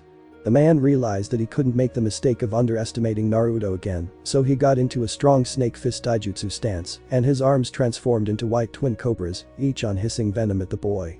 His answer was predictable. You'll just have to wait and see. Naruto got into his own clan taijutsu stance, and his Mangekyo slowly began to spin, not blindingly fast but still fast enough, and red mist covered his arms, 2 red Mantis Usano claws covered his arms, the serrated teeth were black, and the rest bubbled with red chakra. Itachi effortlessly dispatched his opponents and ordered a clone to tie them up as he trained his eyes on both fighters. He wasn't going to interfere out of respect for his longtime friend. Naruto is not only mentally strong but also physically strong as well. Even though his is not the strongest, physically, in Konoha he has shown that he doesn't always need strength to win a fight. Minato continued, watching as 12 barbed golden chains slithered out of his daughter's back, each one pointing at Sasuke, while the girl herself pointed at him with her claymore. Her body was riddled with small scratches and bruises. All the while Sasuke, armed with 2 extra long kunai, prepared to run at her. He too looked like the fight had taken a toll on his body, as much as it did with his rival. His 2 Tomo Sharingan were whirring blazingly in his eyes as he grit his teeth under the effort of reading her. I have personally seen when he bested a comrade in a spar with just 4 punches and 2 kicks. The right-fisted uppercut, 2 left hooks, a heel kick to the side of the head, a kick to the sternum, and finally a punch right across his opponent's face. There are only a handful of people that can really push him to his limits. Rin, Kakashi, Guy and him. Not all at once, but it was still an impressive feat. Rin might have been my first choice as Hokage, but Naruto is my final choice. He might need more training and experience to finally become Hokage, and I still have a few more years to go, but I'm confident he will be ready to take the post. And I will stand by him till the very end. I promise, Naruto. Rin swore in her heart. She supported Naruto through everything, and she wasn't jealous that he would become Kage instead of her. He had been there for her, for them, through thick and thin. Long ago, her father had confided in her that even when Naruto became Hokage, he would still need her to help him. She was years ahead of him with that idea. The older Namikaze knew that, even though Naruto was much stronger than her, when they fought together, she brought out the beast in him, and he brought out the monster in her. Naruto, with one eye still closed, ran at his opponent just as Orochimaru did. The cobra reached forward to Naruto, purple, cursed chakra filled its harshly hissing mouth, and a mantis claw slashed down at him, black chakra leaving a trail in its wake. No one could feel the resounding boom as the attack made contact. I hope you guys liked the story. If you did, click on any of the videos which are popping on the screen right now. I promise you love them too. If you like my videos you can like and subscribe too. I'll see you on another amazing What If video guys. Love you all, peace.